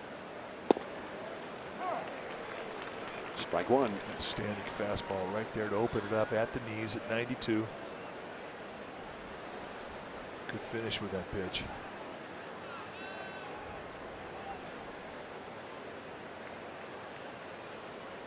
Hundley wants it again. And he got it right there again. Strike 2. Throwing darts. And guys like Stratton, when they're in a group like this, catchers love to catch him. And right now, he's been pretty much put down the sign, put up a target, and Hundley hadn't had to move a whole lot. A little bit off the outside and low. 1 ball, 2 strikes. And it was pretty commonplace at the start of the year when we opened up the season. We watched Stratton leave spring training with great mechanics, great command of his stuff. But he would throw a 100-pitch game, and he would be between the knees of the catcher 85 of those 100 pitches. Going back, Blanco, and with the leap, 2 down. Blackman has to hurry back to first base. Man, he was off balance on that swing. Just a flick of the wrist, and he sent it all the way back near the left field wall. Oh, you're right. I mean, just reaching out, it gives you an idea of the hand strength that Arenado has as this thing started to carry. And in the end, Blanco going up, using every bit of that glove. It's a web catch. Not that far from the sweet spot.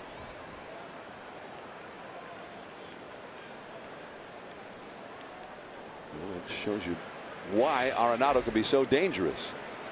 It was an off-balance swing. He bent down for the ball was down, maybe even out of the strike zone, and he almost hit the left field wall with it. But even though he was on his front foot, he still had a good bat head throw. There was still strength in that bat head. Ball 1 to Dahl, who has been up twice, and he struck out both times. Struck out swinging both times.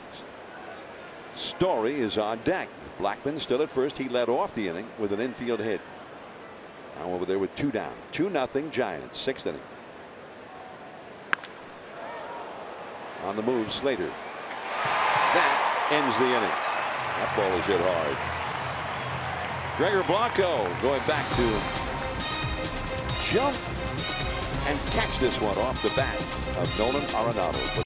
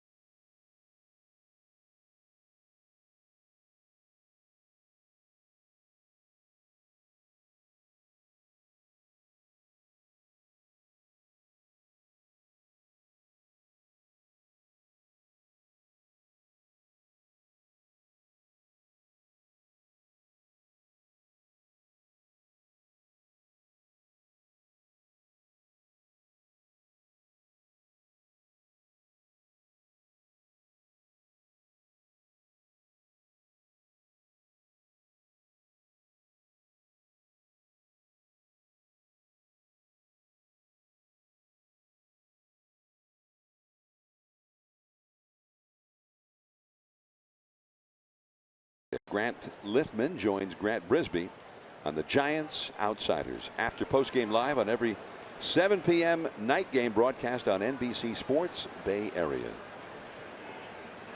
Here's Brandon Crawford to lead off for the Giants. 6th inning. Crawford is 0 for 2. Right back at Anderson, who knocks it down and throws him out. Crawford is 0 for 3. A little bit out there on the end of the bat. It wasn't quite to the sweet spot of the bat.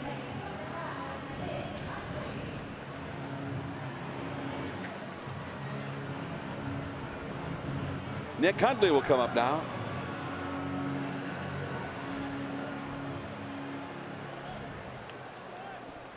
Hundley, who hit a single with 1 out in the second inning. That started a 2-run rally.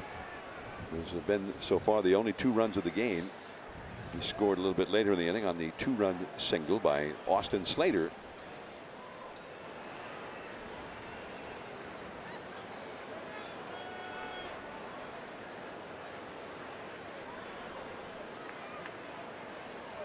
Hundley 1 for 2 overall.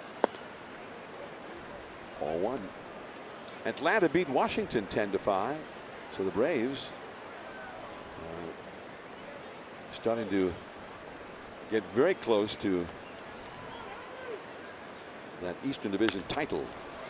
Phillies finally won a game, but it may be a little bit late for them. They had been, I think they'd lost 9 of 11 coming into play tonight. Tonight they took out all of their bad feelings on the Miami Marlins and won the game 14-2. Gausman, the guy the Braves acquired from Baltimore at the trading deadline, that one goes back out of play. He got the best of Max Scherzer. A bad night for Scherzer. That doesn't happen very often. And Acuna, Ronald Acuna Jr., whom we just saw here earlier this week,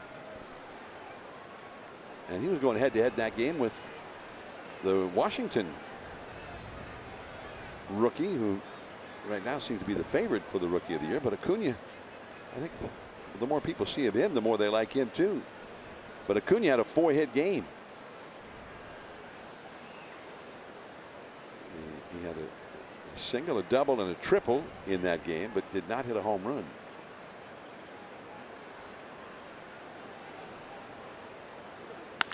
That is whacked down the left field line for a base hit into the corner. Dahl digs it out on the Karen. A double for Nick Hundley. Nick Hundley has not been impressed with Tyler Anderson tonight. Every at bat that he's had has been a good one. He is seeing him big.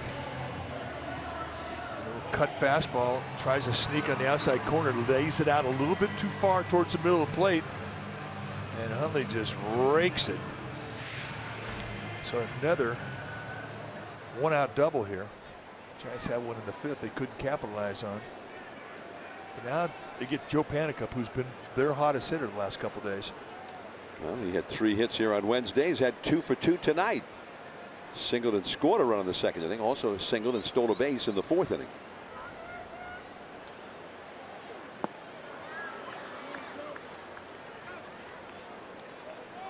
Panik, not an easy guy to strike out. He's a contact hitter. And if you watch his style of hitting, he does so many things that enable him to have consistency with contact. Very short load with his hands, compact swing, no stride, head stays very still. Pick-off play. He's out. Story broke in behind him.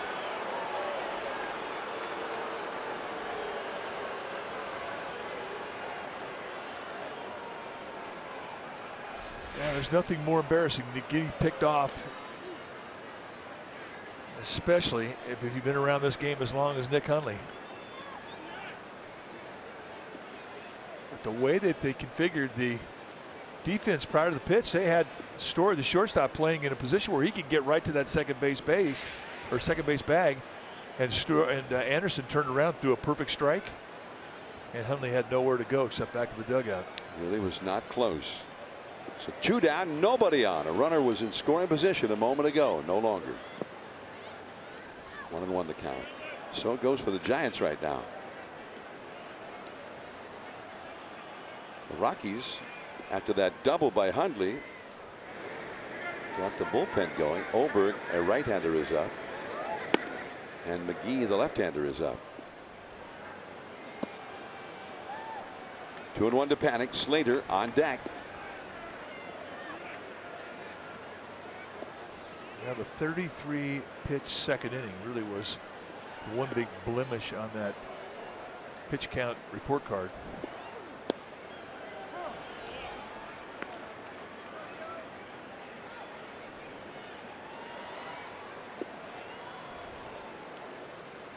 Two balls, 2 strikes the count to Joe Panik.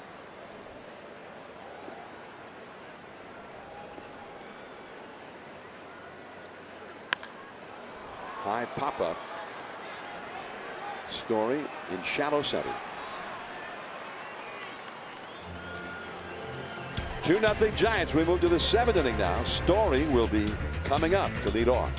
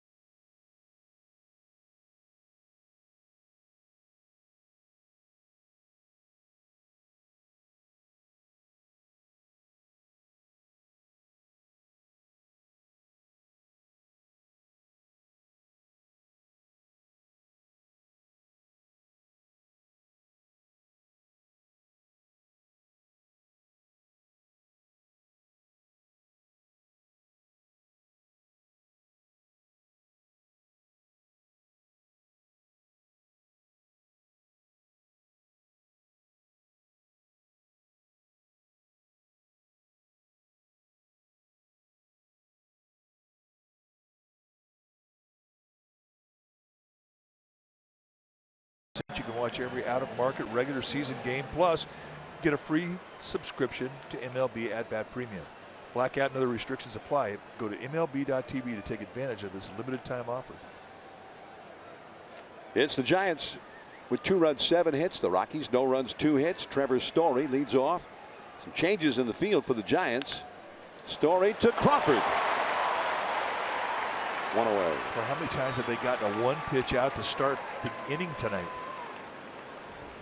So Pence now in left field. Blanco moves from left field to right field, and Slater moves from right field to first base. So it is Brandon Belt who is out of the game. Pence will be slotted in the number 2 spot on the batting order, where Belt had been. 1 out. Here is Gonzalez.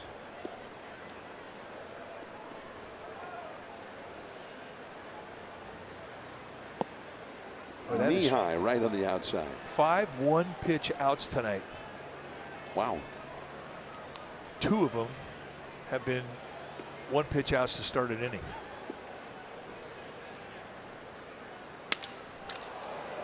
Gorky's on the run. Yes. Chest high catch. Well, another excellent job of just taking the sting out of a hitter's at bat. Change up. And Carlos Gonzalez had been red hot coming into this series. And Chris Stratton has absolutely taken the balance out of his at bats. That ball hit right off the end of the bat, broke his bat. That's what you want to do. Ian Desmond, he's had 1 of the Rockies' 2 hits. A single back in the 2nd inning with 2 down. And a man aboard. That was the 1 inning where the Rockies put 2 men on in the same inning. The only time it's happened tonight. The other hit that Stratton on was an infield hit to Blackman in the 6th inning. Whoa. That looked pretty good. I mean, his misses are close.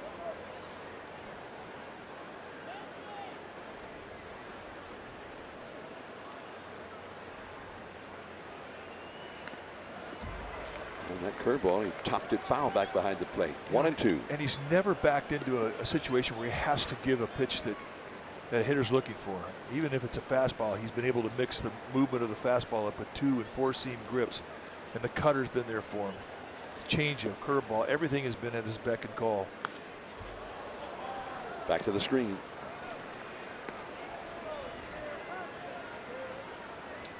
The way he's used his pitches, that four-seam fastball a lot. But seldom has he just thrown over the middle of the plate. Stayed to the corner nicely. Two-seamer, changeup, curveball, slider, all equal percentage of use. I mean, he's got 5 weapons. And it's reflected in the scoreboard. Butera on deck. 2 down, nobody on in the inning. The Colorado bullpen is very busy.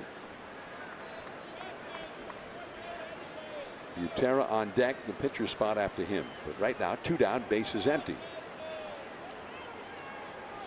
And, oh, off the foot. Foul ball. Just take a little off, put a little on, cut the movement away, sink the movement in. Giants outfield way over toward the right field line against this right-handed hitter. It's almost like there's nobody in left field. Pence is over in front of the 382 marker. Slater way over, and Stratton covering. 3 up, 3 down. That's 7 shutout innings, 2 hits allowed so far for Stratton. Slater coming up, 2-0 Giants.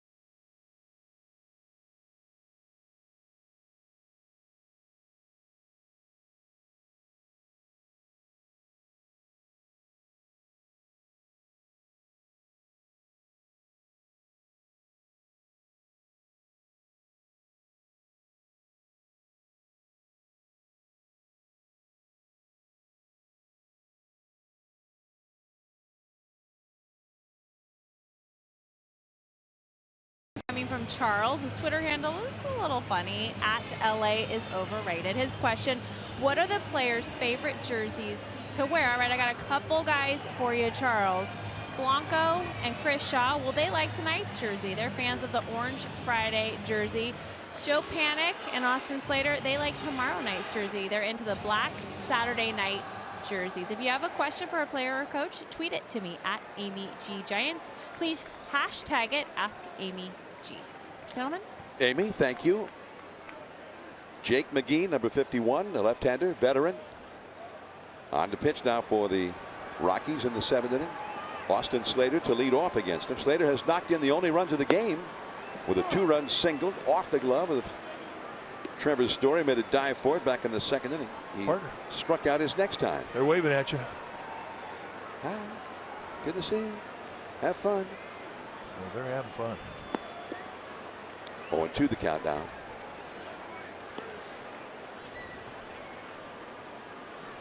You take your at-bats against McGee, I mean, you're not thinking you're going to see anything but a fastball. He throws about 85% of the time. See his numbers. Forget the ERA. He's had a couple of bumps, but still a strikeout an inning guy. And a good fastball, mid to high 90s. Well, he's trying not to be so predictable, I guess, tonight. Well, he's got a slider and a changeup, and we've seen him. But he's the kind of guy that he could throw you 5 in a row, and you're still going to look fastball. And it's really fast, his fastball. It's a good one. 2-0 Giants, last of the 7th. Gregor Blanco is on deck. LeMahieu charges this one. First out. NBC Bay Area investigates and gets results for you, changing 27 laws and policies while investigating more than $10 billion in public money. If you have a tip, contact NBC Bay Area at 1-888-996-TIPS or visit NBCBayArea.com/we-investigate. NBC Bay Area. We change laws, we change lives, we investigate.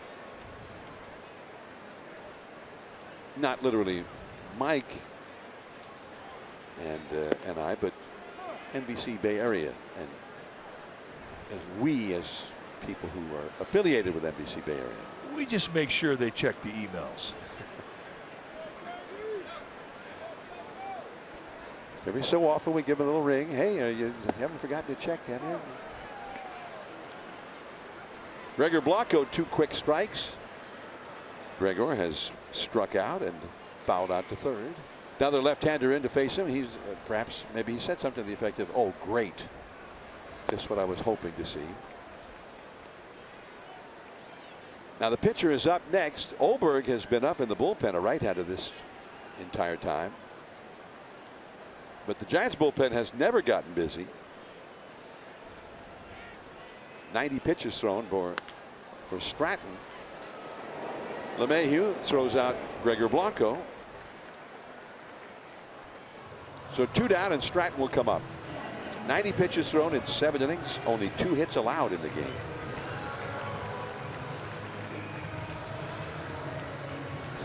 Stratton has also had a hit. He's allowed 2 and he's had 1.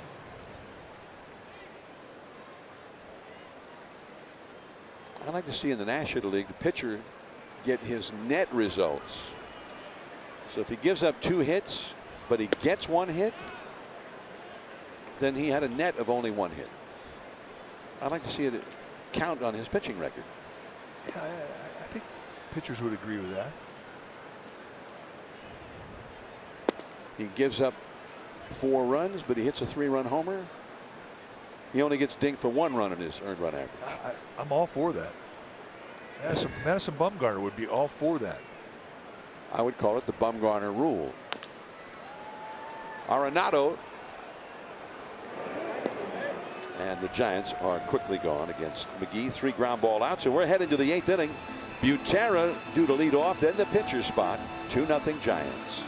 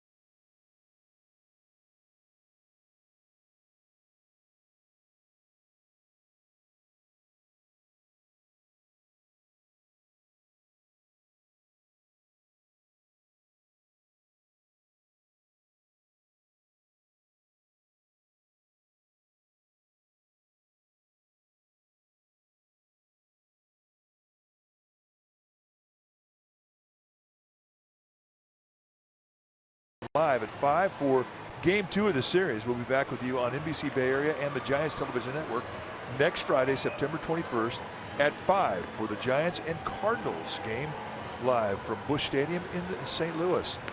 And tomorrow night, which is a 6:05 game, It's going to be Madison Bumgarner on the hill taking on Herman Marquez.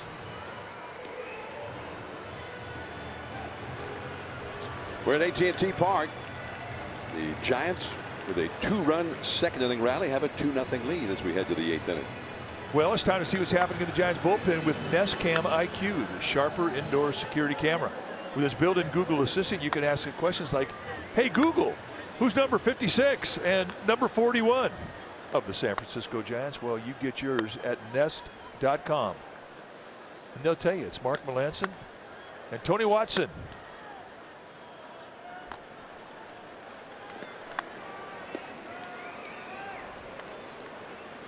The Rockies send up Gerardo Parra as a pinch hitter for Drew Butera.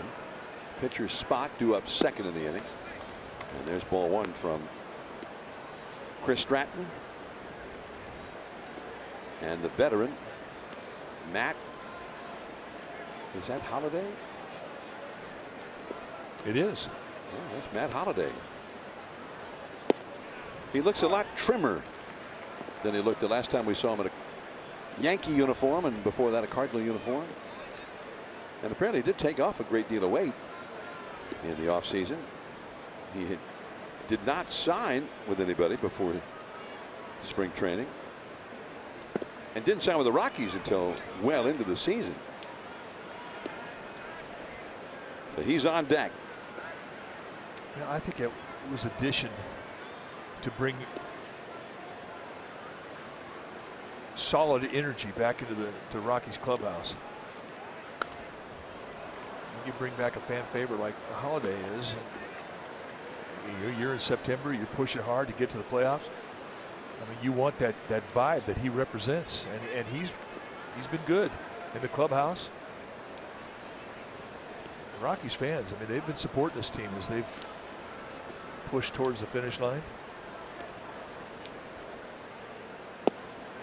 Struck him out. 6th strikeout for Stratton.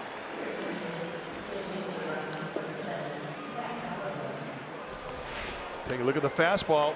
Got a little bit of a cut to it. And that's one that Parra's going to walk back to the dugout thinking, what just happened there?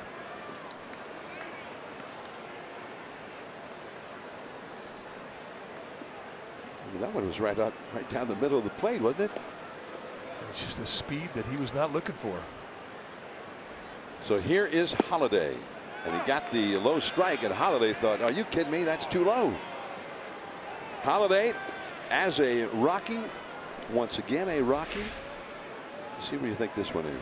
Now remember now, Morales is a low ball umpire, and those are the ones you get. He didn't get that one. 1 ball, 1 strike. Holliday hitting .371. He's only had 35 at bats, but he's hit 2 homers with 2 doubles. So he's added depth to this Rockies ball club. And it goes to 2-1. Rockies bullpen is also busy. We saw Watson, the lefty, and Melancon, the right-hander, up in the Giants pen. The Rockies have a couple of right-handers in the foreground. That's Olberg, who's been up before, and Ottavino right behind him. 2-2 now to Holliday. Just change the movement. It's a movement that Holliday hadn't seen. There's a little cut at 91.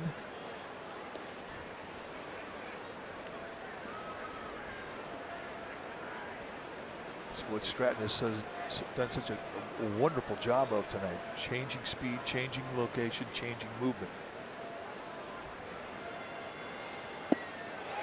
And that is all for Holliday. And again, he goes front door with the right-handed hitter and hits that inside corner with a breaking ball. That's 3 strikeouts he's gotten with that pitch tonight. Just a little slider, not a lot of movement. Started off the plate. He tucks it in right on the hands. And on his 100th pitch, he gets his 7th strikeout. 7 strikeouts, 2 walks, and he's allowed only 2 hits. One of them an infield hit to this man, Charlie Blackmon, in the 6th inning. Well, it looked like the same pitch that he just struck out Holliday with. And he gets strike 1 here to Blackmon. Well, you look at those locations and say, well, now those pitches are up. Why are they not hitting them? Well, it's because he's mixing the movement up. He's not giving them anything of the same thing twice in a row. He's throwing two-seamers that run away from lefties. And he comes back with a cutter that runs into a lefty. And it's got late movement. Blew that one right by him.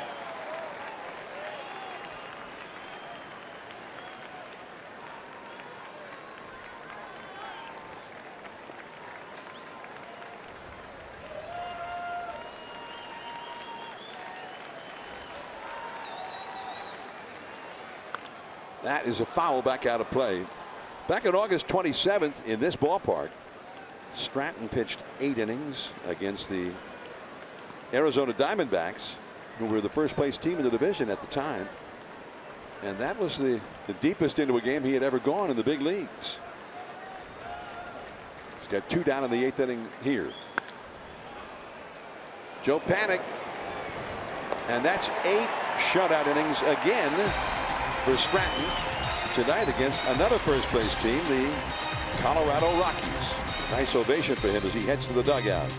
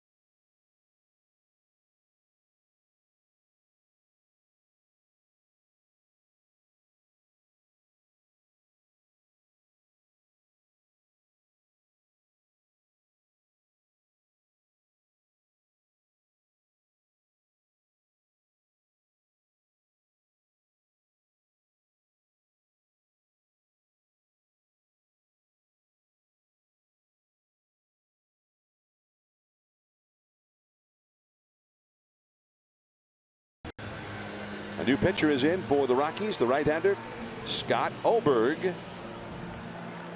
Take a look at the numbers for Oberg. He's had a little bit of a yo-yo season where he's been up and down, but he's been very, very good. He had some problems he had earlier, mechanically ironed out, got good command of his stuff.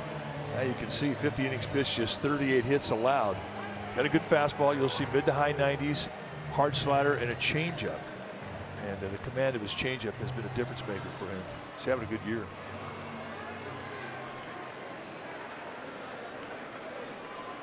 Stratton tonight has been brilliant.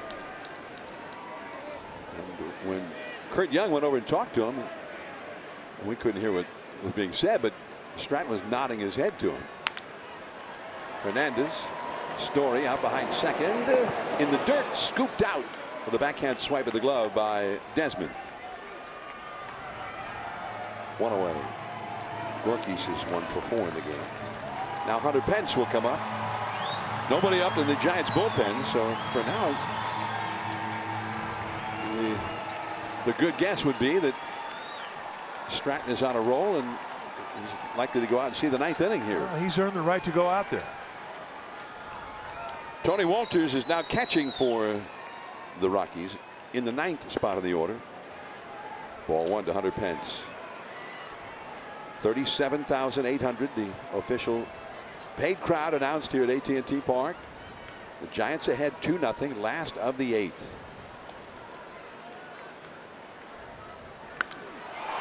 High in the air to deep left center. Dahl on the running track at the wall, and he's got it.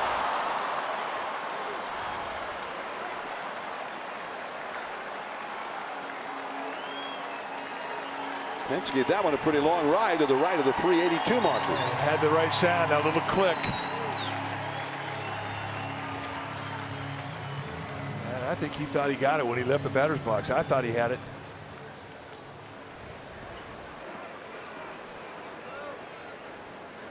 You just can't take it for granted in this ballpark.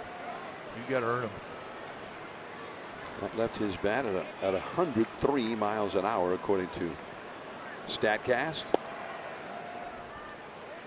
Called ball one.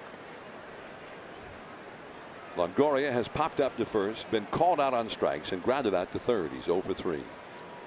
2-0 Giants. The only runs of the night scored back in the second inning on a 2-run single by Slater.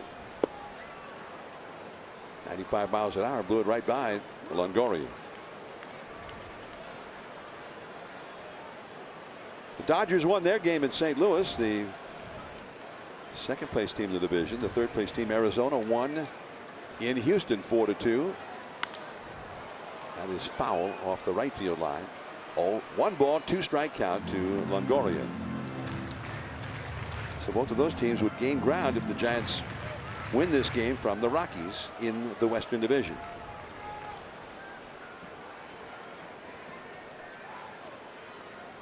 Two down, nobody on. Whoa, so close. Yeah, Oberg was walking off the mound, heading back to the dugout.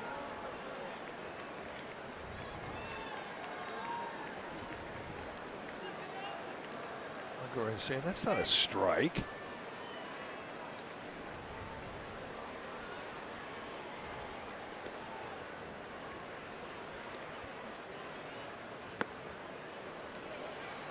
Three and two, changed up on him that time. Sometimes you're in that batter's box, John, and there's a close pitch at a 2-strike count, and the catcher will start pleading his case to an umpire, and some hitters get ticked off by it. And I think that's what happened with Longoria. Full count to him. And he fights that one off. 3 and 2. Look how far they set that target. Now, he didn't move the whole the glove a whole bunch, but I mean, he caught that ball out of the strike zone. And Wolters pleading the case for his pitcher, like good catchers do. That's a base hit to center field. The first hit of the game for Longoria.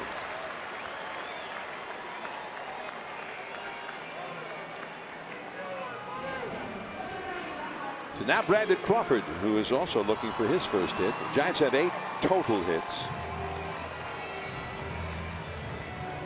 Huntley's had 2 of them. Panic 2. Brandon Crawford has grounded out, struck out, and bounced back to the pitcher. He's 0 for 3.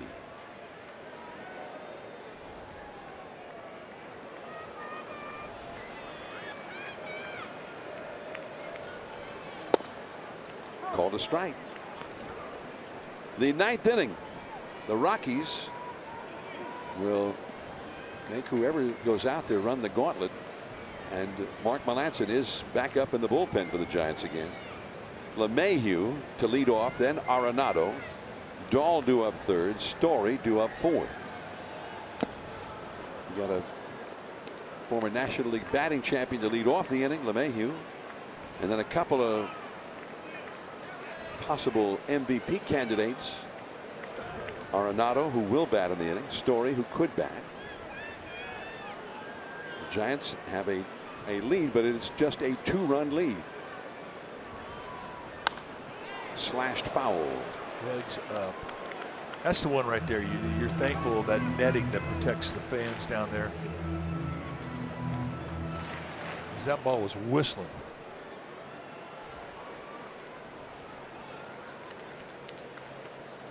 Giants with 8 hits. The Rockies only 2 hits against Chris Stratton.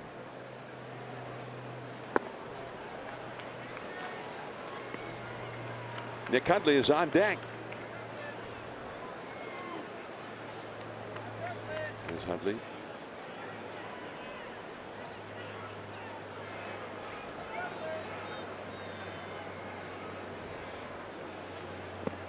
And he laid off that hard breaking ball in the dirt on the inside. 2-2 the count. It's not that easy to lay off that pitch, especially when you have a guy out there that throws hard like Ober.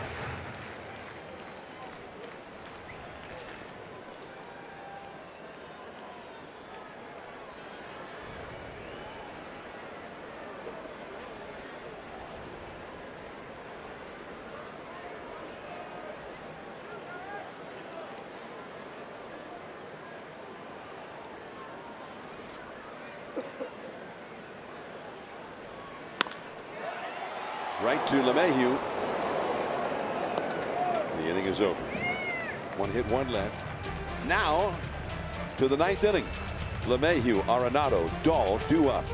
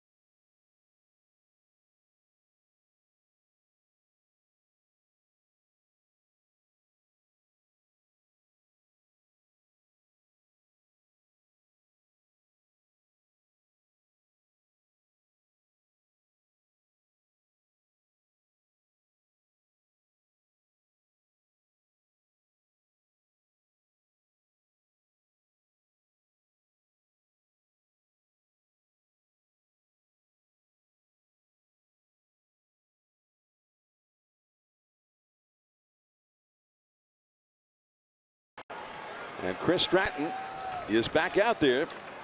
He has never thrown a pitch in the ninth inning as a big leaguer. He just had his first 8-inning performance back on August 27th here against Arizona. But he threw 117 pitches to get through 8 innings in that one. The Giants went to the pen. He's at 105 so far tonight. And number 106 is a fastball for a called strike at the knees to LeMahieu.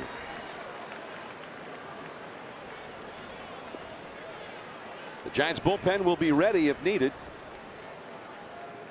Curveball, bounce foul, strike 2.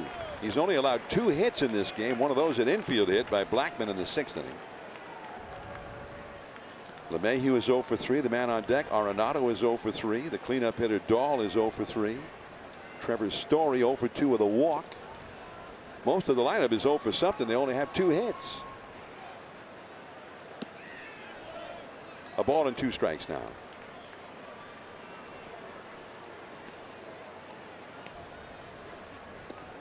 There is Arenado. Now, if LeMahieu gets aboard, Arenado would come up as the possible tying run.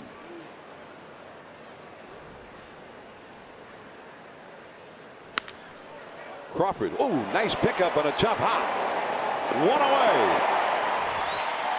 Oh, 95% of that play was wrestling down that top spin one hopper. I mean, this thing comes up, it explodes up into his backhand. Ball was nutted. And once he had the ball under control, everything else was easy. Nice play. So Arenado comes up with nobody on base. To Crawford. 2 down. Another 1 pitch out.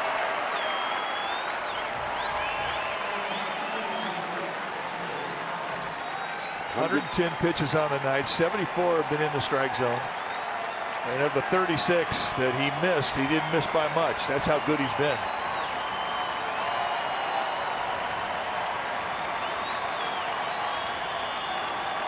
David Dahl has struck out twice and lined out to right. 0 for 3. Everybody standing now at AT&T Park. Stratton trying to get his first major league complete game. Popped up foul. In the minor leagues, he had 3 complete games over the years, but never a shutout, even in the minor leagues, for Chris Stratton. 1 ball, 1 strike to Dahl. Story is on deck. The infield with the overshift. Cut a little bit off the inside, right toward his elbow. 2-1. Trying to get a complete game, trying to get a shutout, trying to do it against Colorado. That would be impressive. Left field, a long run for Pence. Still going, gets there. The ball game is over. And the first complete game, and it is a shutout for Chris Stratton against the first place Rockies, and that's twice now in the last 2.5 weeks that he has shut down the team that was leading the division when they came to town. 8 innings against Arizona, but this time he goes the distance against this powerful Colorado team. His first major league shutout. What a night. What a night indeed. He was masterful. The Giants snapped the losing streak.